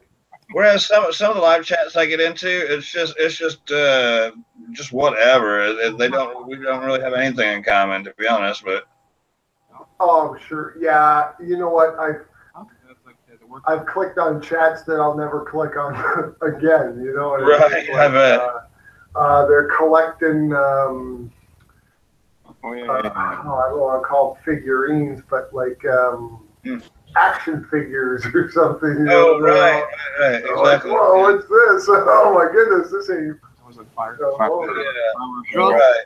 Or vinyl records or whatever. I mean, I have vinyl records, but yeah, I mean, just when people get together, to do a whole thing about records. I mean, well, it's not so bad, I guess. Some people, the preppers, they do what they call fatwood. Fatwood is, it's like the center of a pine tree, and it burns really fast. It's good for starting a fire. There's people who have these long ass chats about fatwood, about making a fire with this particular kind of old oak tree or old pine tree. I don't know, just hey, whatever floats your boat, I guess. To each their own. But yeah, there's some odd shit out there. Yeah, there's nothing new under the sun anymore. It's all been covered by YouTube. Yeah. There's Chad, no new ideas. You just type it in Google or wherever, and you realize, oh, someone already thought of that. We're trying to come up with a new clever name for a kind of beer. If you think you got a clever name, type it in, and somebody else has done it. Somebody else has tried it or used it.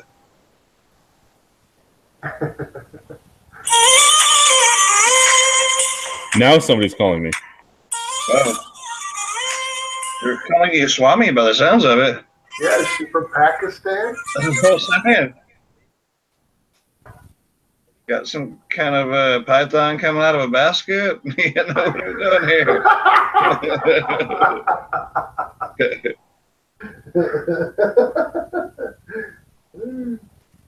Okay, like the old the wax cylinders. My grandmother had some the cylinders like that. I don't know if they were Edison wax like you're saying, but yeah, my grandmother had an old record player. Well, I say record player, something like that. Yeah, they were round and about 8-10 inches long, maybe 8 or 9, maybe something. They were about 2.5 inches around, and yeah, it would play from one end to the other. It would play the songs on there. That was a long time ago. I was looking in the chat there. He was talking about collecting records. I've never heard of the wax cylinders. That was like the original fucking Yeah. device. Yeah, that's crazy. It's still wild how they. It's still wild how they can texture a groove to make it play music. I agree. Yeah. I agree too. Yeah, that's wild. Chet Mustang BDU for life. Middle Thruh says I should call him Dad because he's 57 New Year's Eve, but he hides it well. And I said, yeah, my dad's in his late 60s, and then he came up with if he's the biker dude in your video, then he's looking good. And, yeah, he's the biker dude in my video. That man has more lives than a cat. The amount of times things have happened to him. Wow. El gato. Cat. His last one was when he chrome sided his bike when he was sideswiped a few weeks back. It probably would have been a month or two back now, and him and his Harley went down, and the rest of the biker gang. Well, one guy stayed with him, while the rest of them chased down the guy that's hit and ran. Right. But he destroyed the windshield on his bike and did some damage to the side, but it was only $1,000 of damage on a Harley, which is bad. And all he did to himself was he did some nerve damage in his hand. Like going down the highway and chrome siding, and all you did was hurt your hand. What the fuck? Mm-hmm. Talking about $1,000 worth of damage. Sounds like you just scuffed the highway pegs. Harley shit's expensive. Yeah, I think $800 of the the $1,000 of damage was the windshield. Wow, that's expensive windshield. Well, it's Harley shit is expensive just because it's a Harley. Yeah, yeah. It's like the windshield in my car is like maximum 200 and a bit. Like that's crazy. How many times have you replaced it? No, I mean, I've replaced one windshield on 2 separate cars in my driving history, kind of thing. Oh, that's not too bad, I guess. No, I think it's okay. Like I crack a chip that ended up running and being all bastardy, and like the one ran like it was a tiny little hole, tiny little chip, and the one winter it was like, oh, you're going down. It was like, Oh yeah, I'm gonna run this way about this far, and then go straight down into your line of vision. yeah. And Yep. it I was, was I was going to like, say, okay, was it in the and I learned this from a mechanic who actually looked it up because I questioned him, and he looked it up online and proved it to me online. The Ontario rules. What do you call it for qualifying a car for sale? What do you call that? safety. Safety certification. Yeah. Yeah. So, anyways, he shows it to me online. He's like, yeah. He goes, unless it's in the swipe of the wiper blade in the driver's position, Mhm. then it's inconsequential, really. Oh, You know, Yeah, but Ontario. again, like I said, as soon as it starts to run, you never know where it's gonna go. And mine was like, I'm gonna go this way, and then fuck you right up, right in the middle of my fucking shit, man. It was like, Oh, I have to replace this now. Yeah, it was bad. yeah. Yeah. yeah, Oh, that wow. happens. I got a few cracks in mine. It's not too bad. It could be hidden by the visor if you flip the visor down. And then there's one that's like straight in the middle from top to bottom, but it's off to the side. It's kind of aggravating at nighttime, the light hit it at nighttime, but it's not too bad. I think it's got over 300,000 miles on it. I'm not gonna That's not not bad. gonna invest in a new windshield now. Yeah. That's real good. What are you driving there, trucking with? It's a 2001 Toyota Tacoma. Yeah. truck, Toyota. Just keep the oil Tacoma, change. man. You can't kill it. Oh, actually, I worked at Toyota here in North Bay, and I did kill a Tacoma. But normally you can't. What No, I I did mean, was they took one off the top of a building in Top Gear and it still drove. damn right.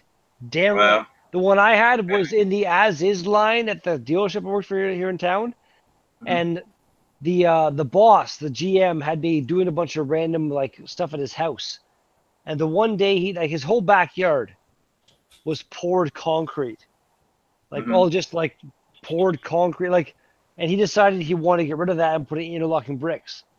So he hired some people with jackhammers and shit to come in and bust it all up, and he said to me, go over to the dealership, get a truck, and come back. And I went there and got this one. It was a '99 Tacoma in the as-is line, so it needed some work, and they wanted about 99,000 something for it. So a lot of money for this fucking as-is Tacoma. Yeah. I take it to my boss's house, and they loaded all this concrete in the back, Oh shit. and they're like, take it to the dump. I'm like, okay. The dump in North Bay is a good like half an hour drive out of town kind of thing. And I'm driving along, and it's like, things feel kind of weird. Like, and I kind of like stick my head out and look down at the back tire, and the back tire looks like it's almost flat. It's like fucking pushed down. Wow. And I'm like, oh, that's why I drove slow all the way there. Go over the scales. I had 2,300 kilograms of shit in the back of this Tacoma. You're right. Maybe you should have got a bigger truck. That's like over 2 tons. Like, okay. way more than this fucking thing. It's not even a half-ton truck. It's a fucking little kind of utility vehicle. And so I went there, unloaded it and everything, and the leaf springs in the back that should be like this, they went like that, and never came back. They were bent the wrong way. And so anyway, I brought it back and stuff, and I quit not that long after that.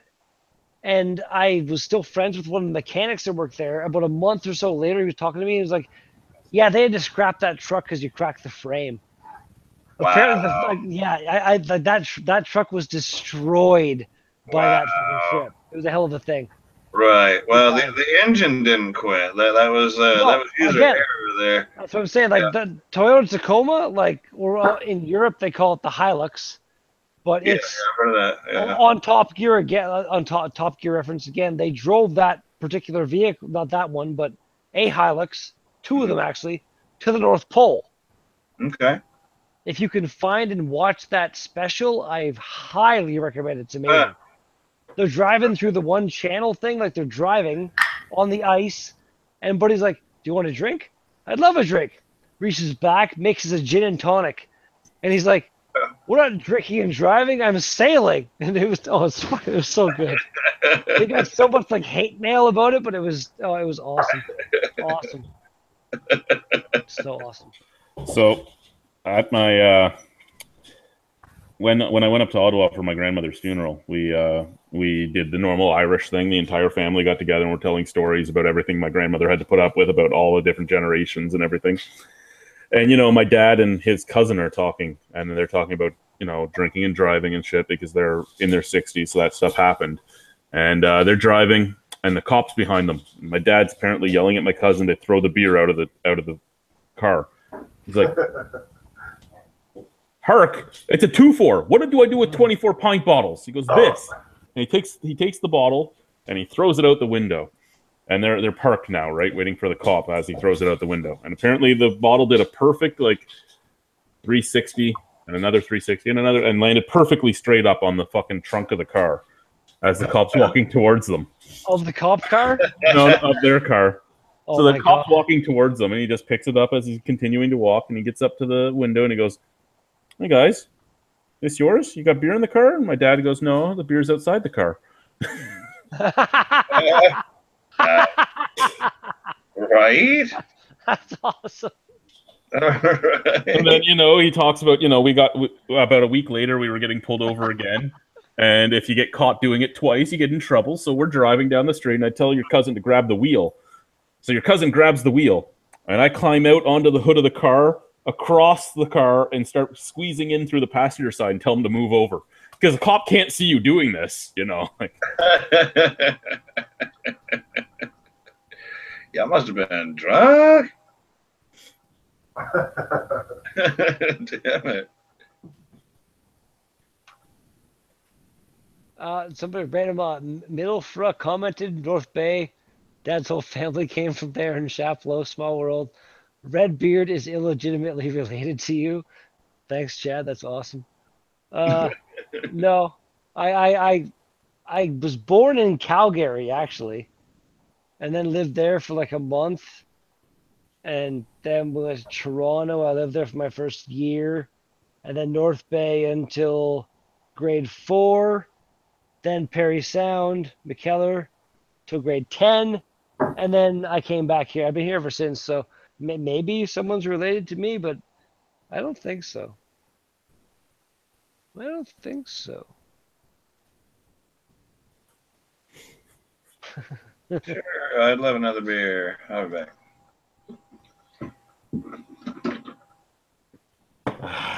That's what I just did. I grabbed my Sinister Minister. Ow! Ow! Ow! Oh, Rhino, Oh my I love this God. beer. Hey, have you tried that one, Redbeard? who's it by? Sinister Brimstone. Minister? Who? Brimstone. No, have not. Never even seen it. Oh, so good, man. What You is can it? probably. It's an IPA. Yeah, Oh, it's a yes, 7%. yeah, It's a nice beer, man.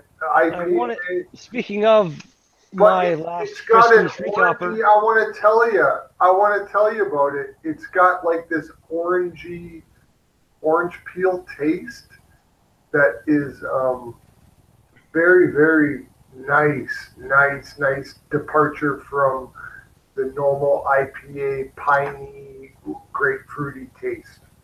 It's very, very nice. I love it. It's my That new sounds good. favorite. This is my orange girlfriend.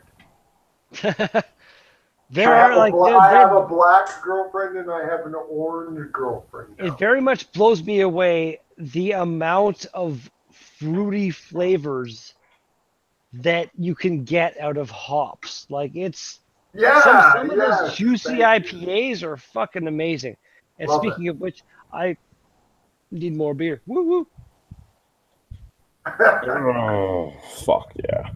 I'm still here. Oreo's on the floor this time, so he couldn't see it. Here's what you need right here, guys. See if I can put some light on it, maybe. Is the juice. It's the Hurricane. 12%. It's a 12%. That's crazy. Yeah.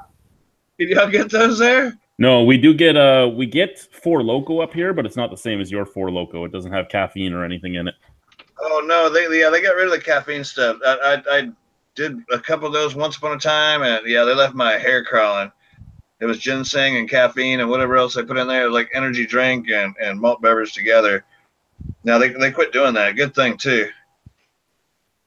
I wonder Yeah, if this the is inside. Wonder Hey, who? drop the one. Hey, I went down there.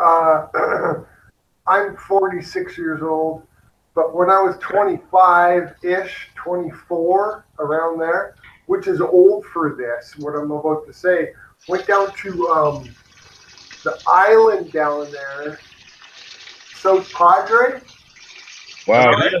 he has some good pressure. for yeah, what do you call it, spring break? okay. Yeah. Me and my buddies stayed there on the Texas side, right across from Brownsville.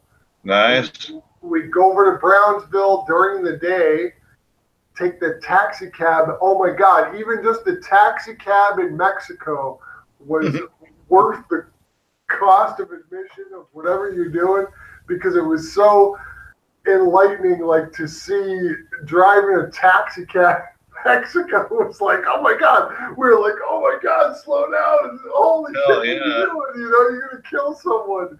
Yeah, Tell this guy. But anyways, that's awesome. and then go back to South Padre at night for the parties, right? And we were even too old for that because, you know, what do you call it? The spring break kids are like 18, 19, 20 years old. College We were like 20, 24, 25. We were in graduate school. And we went down there anyways, and we spent the week down there, man. Oh yeah. Let me tell you, what you just showed, that can there, that drink, that Hurricane. Brought back some old memories. Oh my God, we're standing in this bar, and it's shoulder to shoulder kids, you know, and we're like, oh yeah, okay, we're drinking beers and we're having fun, man, having fun relating to these young people. And here's this young guy. He's got this full Hurricane. It's like almost like a popcorn tub that you get at the movie theater, full of alcohol. You know, it was huge, like a 7-Eleven cup. You know, it was gigantic. Wow. And the cop comes over. We were talking to him, and the cop comes over and grabs him from behind, and he grabs his drink, and he's like, hey, you know, because this kid was definitely underage, you know. He shouldn't have been drinking. Yeah. But anyways, they sold it to him at the bar. And so all of us around there were like, oh, we were hazing the cop and hazing him and hazing him and hazing him. And we were like, come on, if he can finish it or drink at least let him drink as much as he can of it, you know? Yeah. And sure enough, the cop let him do that. And the kid finished the thing. And we were like, oh my God. Like, you know, just mayhem. It was just yeah, I can't imagine it. Oh my God. Drunken one, why the fuck did you beat me? Because we were hearing you piss. Really? Yeah, you have some good fucking pressure, man. That's what he said. Really? I'm so. Oh, I mean, I heard you say something about pressure, and I was like, that's oddly timed to what I'm doing right now. And I was like, the microphone should be picking that up. The Logitech Brio has a hell of an impressive built-in microphone, I have to say. Like it's working pretty good. That's fucking hilarious. I'm sorry. I apologize. No, that's all good. I am Bat Dog. Bat Dog. No. Oh yeah. I'm gonna have a black lager by the brewery that blocked me on Twitter. Yeah. Nice. Yeah, Junction's black lager. Junction's black lager. It's a little too smoky for me. A little too. I I love And I that love smoky flavor. It's got a nice smoky aroma to it. And it poured a lot ahead. God damn it. Middle front might as well give you guys a laugh. I've been stopped 3 times in my life at drunk driving road stops. Every time I've been given the breathalyzer test because the cops think I'm drunk. I'm going to guess that there's going to be more. Oh, wait. I've got a slight stutter. Throws them for a loop. Yeah. I've gotten the same type of thing, but for drugs, because my eyes, because of my nystagmus, they always think I'm high. Oh, I guess, the redness or whatever, the pinkness. I was breathalyzed once, and I blew a .3 something or something. Like I finished work, and was going home, and hit the ride program thing, and they're like, "Did you drink?" And I was like, "No," because that's just my go-to response. I smell some beer on you, and I'm like, "Yeah, okay." I had a pint after work, and I go, "Can you step out?" And the guy said, like, he had complimented me on how not drunk I seemed, which was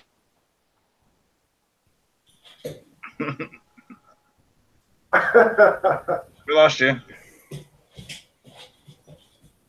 I don't know if we wanted to hear the rest of that anyway. Hey, I'll tell you a funny one. When I was living in Kansas City, Missouri, I played in the pool league in town. And anyways, I was playing over in Kansas City, Kansas, which is like, like the street goes down and one side is Missouri and the other side is Kansas, right? In Kansas City. And so I'm driving, and it was right around there. Jeez, I was following my girlfriend home, and I was hammered up. Jeez, I shouldn't have been driving. But, I'm a Canadian guy. I'm living down there. I'm going to school, and pulls me over, and he's like, "Have you been drinking?" Of course, you say, "No."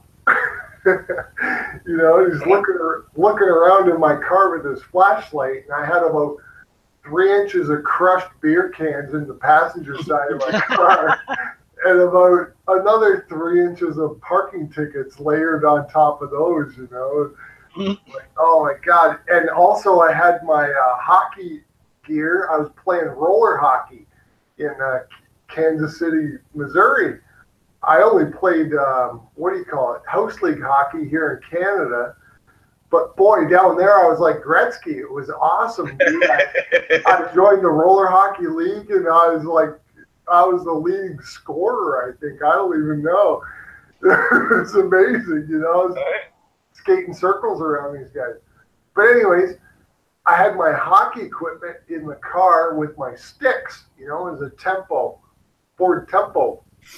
My sticks in the middle, and he's looking, and he's almost laughing, and he goes back to his car, and he comes back, and I told him, I said, "Dude, I got outstanding parking tickets in Missouri that I haven't paid for because I'm a student and I'm poor and blah, blah, blah." And he goes back to his car, comes back, and he says, "Here you go, sir." He goes, "Take it easy getting home. Make it home safe. Go slow. Kind of just get her home, dude." And and I did, and appreciated it. And but anyways, it really woke my ass up because I don't really drink, and I won't even have one beer and drive anymore. Wow. No way, man. Well, that would have fucked my life up if he would have been a dick and not even been a dick, just been done his job. I would have been fucked right there. And yeah, they're like people. There's so many people out there that are like so anti-cops and stuff, and like cops are dicks, blah blah. There are a big number of cops that are actually just seriously great people trying to do their job, and like I've been given so many breaks by so many cops throughout my life. I will say I have met, I'm going to say 2 that I can think of off the top of my head, kind of dick cops, like people that are just like, whatever. Like they don't care what you say. There's going to be like blah blah blah, whatever, blah blah blah. But most cops, they're just people like us that are just fucking trying to do a job. You know what I mean? Like just treat them with respect. I don't And think there's many people like you. you're a fucking bastard. All right.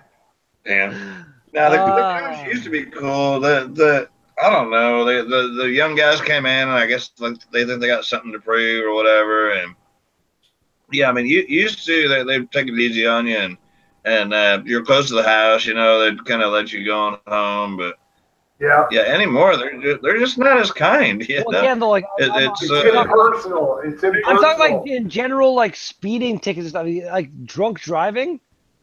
Yeah, like back in the day, they used to be like kind of how far away do you live, go. But now, like, but that's a thing that I'm okay with them being strict with that because drunk driving it's fucking not cool, man. No, Like, I get it. Yeah, it's bad. I started brewing some beer, and I realized I was out of my smokeless tobacco, my stuff, and so I went to the store, which is like just out of the neighborhood across the street, you know, and he pulls up, and my door was cracked open a little bit on the car, and he sees that there was a beer bottle in there, so he follows me into the store, and I'm thinking, oh my God, there's a cop behind me. I'm getting my snuff and head back out. Well, he walks out with me, and I was like, oh shit, he's after me. He says, well, I seen you got a beer in your car. I was like, yes, sir. He says, you been drinking? I said, well, I've had a couple. I actually had like 4 or 5 that morning because I was brewing, you know, that's what I do. I was just going out to get me some tobacco. And he says, well, he said, can you see without your glasses? I said, yeah, I can see without my glasses. I was like, why do you ask? He said, well, set your glasses on my car. And he says, have you had any brain injury? Have you been, you know, are you all right? Or have you had any, like, hits to the head or whatever? No, I'm all right. So he's checking me with the flashlight back, or his pen, the pen, tip of his pen back and forth and up and down. At one point, I looked at him right in the eyes, you know, like, how am I doing? And then went back to the pen test. He says, well, finally finished that. He says, okay, you pour out the beer, and he says, you going back to the house. So I told him I was just coming up there out of the neighborhood.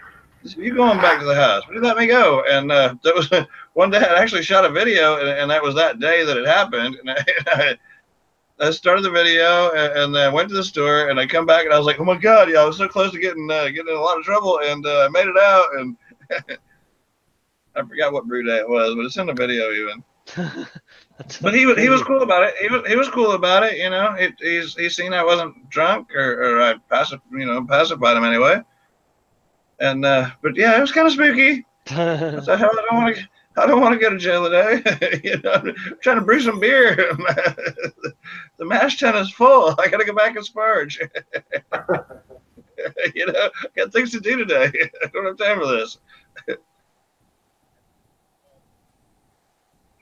Speaking of which, what are you doing about kegs? I'm getting the okay to get some kegs and kegging equipment for Christmas. Nice. I don't have a shitload of money to spend. Where do I find? I want to have 2 kegs and like 2 regulators to where I can be pressurizing one and drinking out of the other. What do y'all know about kegs? Some random post came up on my Facebook today, like a sponsored thing, and it was like, get this system. And what was it? I want to say like a 10-gallon. It's like some kind of 3-stage system. Oh no, that's different. Yeah, I don't need that. And you know, it's like $5,000. But I sure can't afford that. It's like it was just random. Like the first time anything like that appeared on my I want to get. I have not ever tried. I've been attempted, and not even. I have no clue what I'm doing, but I want to eventually get into some home brewing and try that. Well, you don't need $5,000 to do it. I'll tell you that. No, exactly. Yeah, I'm sure. If you got a big stock pot and a 5-gallon bucket that's got a lid, and there's food grade, you know, you've got most of it right there. The rest is just some tubing and some cleaning chemicals, and there's really not a lot to it. I was just going to say, Drunken One, from watching your videos, maybe you just need a couple more old kegs, man.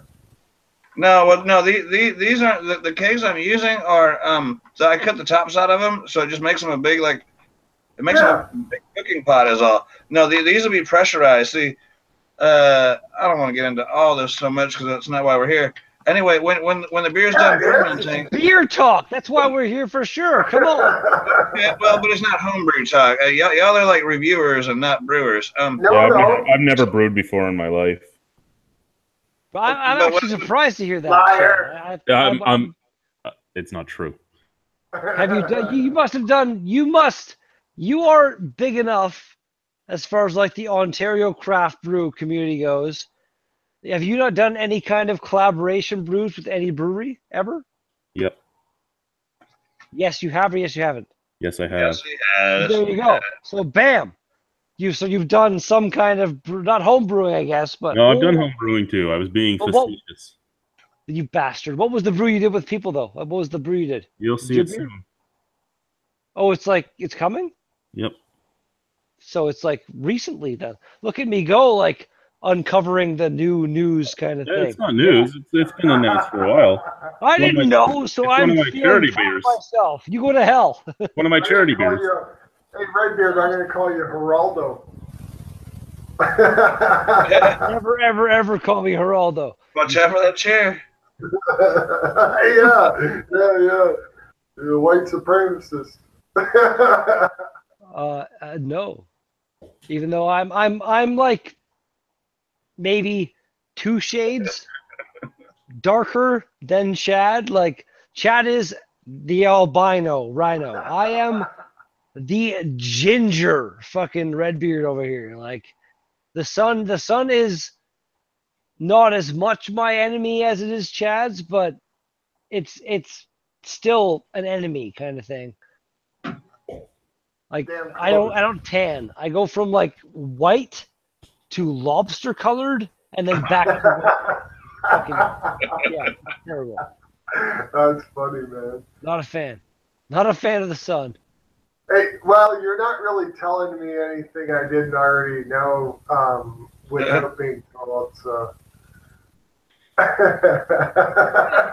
Yeah. I'm looking at kilts right now for the Highland Games. I have 3 of them coming. Nice. 3, nice. All right, well, I'm doing more than one Highland game, and I want to be able to, do different kilts and different games. You got to switch it up. Keep that variety going on. Yeah. Yeah, exactly. Nice.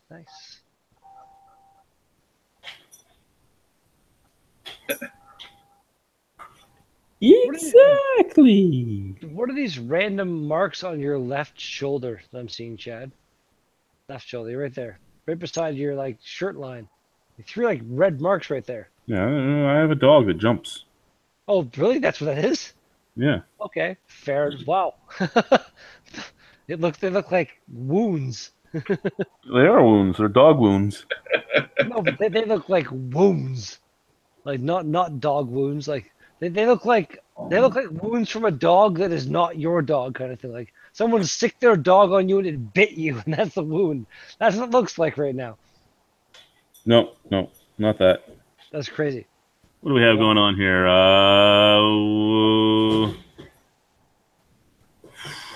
Thank God the cop didn't ask for your YouTube name.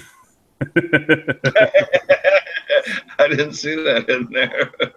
Oh, yes, right. Yeah, right. That is funny, isn't it?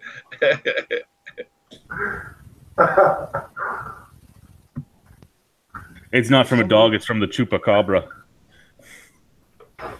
Right. El chupacabra. Beard buddy, you're chatting and I don't brew. Blasphemy. That's. Here's the first one I have coming. I'm quite blasphemous. Oh my God! Wow, that's really? That's bright. Oh, that's loud. Isn't it though? Then did you like look have? into the actual tartans of them and like the styles? Like any yeah, of yeah. get to you? I know it. The yellow one is for the 1/8 of Scottish that's in me is that yellow one. So this one is just a random. So you're 1/8 gay.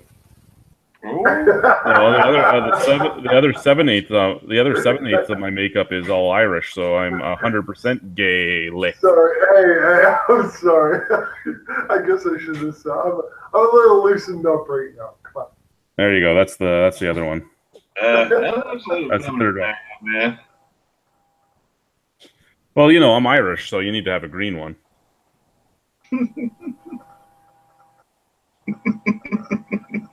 Yeah, that would make sense. Share me on your screen. Chet says, yes, the yellow one.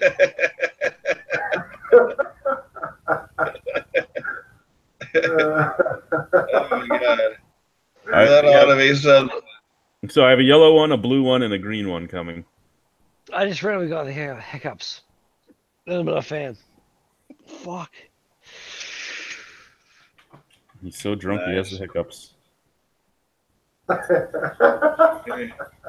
Each one of these, that'll fix you up. That'll help you with the hiccups. Yeah, I seen you picking them the other day there. That'll fix you good. Well, It's cool to think that you have things ripe and growing this time of year. Up here, I know. I'm getting that a lot in the comments. You know, there's one of the guys said that they were crash chilling their beer because it was -4 Celsius. So Yeah, they were crashing their beer on the porch. Shit, it's still, it's 53 out there now.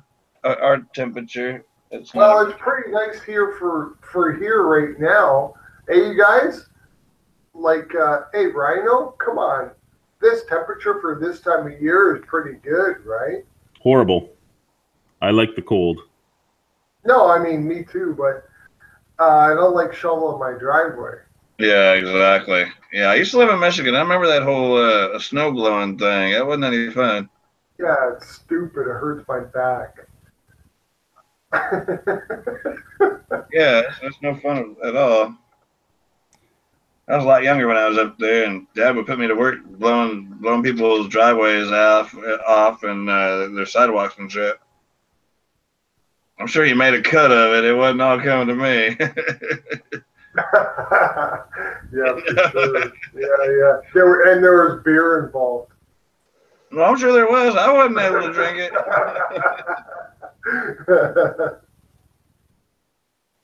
I'm looking to try and find a cheaper place to get the implements for the Highland Games to practice with, but I can't find anything cheaper than what I already found, which is unfortunate.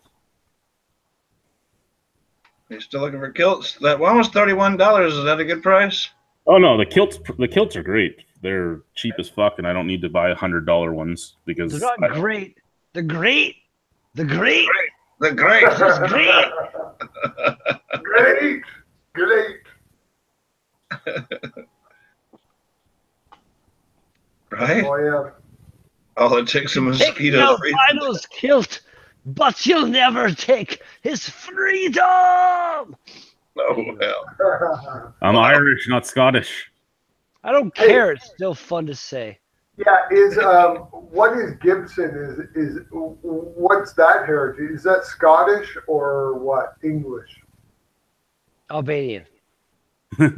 Albanian, right? Albanian. Jeez. It popped in my head. I don't know. I don't know. You're quoting the movie there, and it's supposedly Scotland and Yeah, Scotland.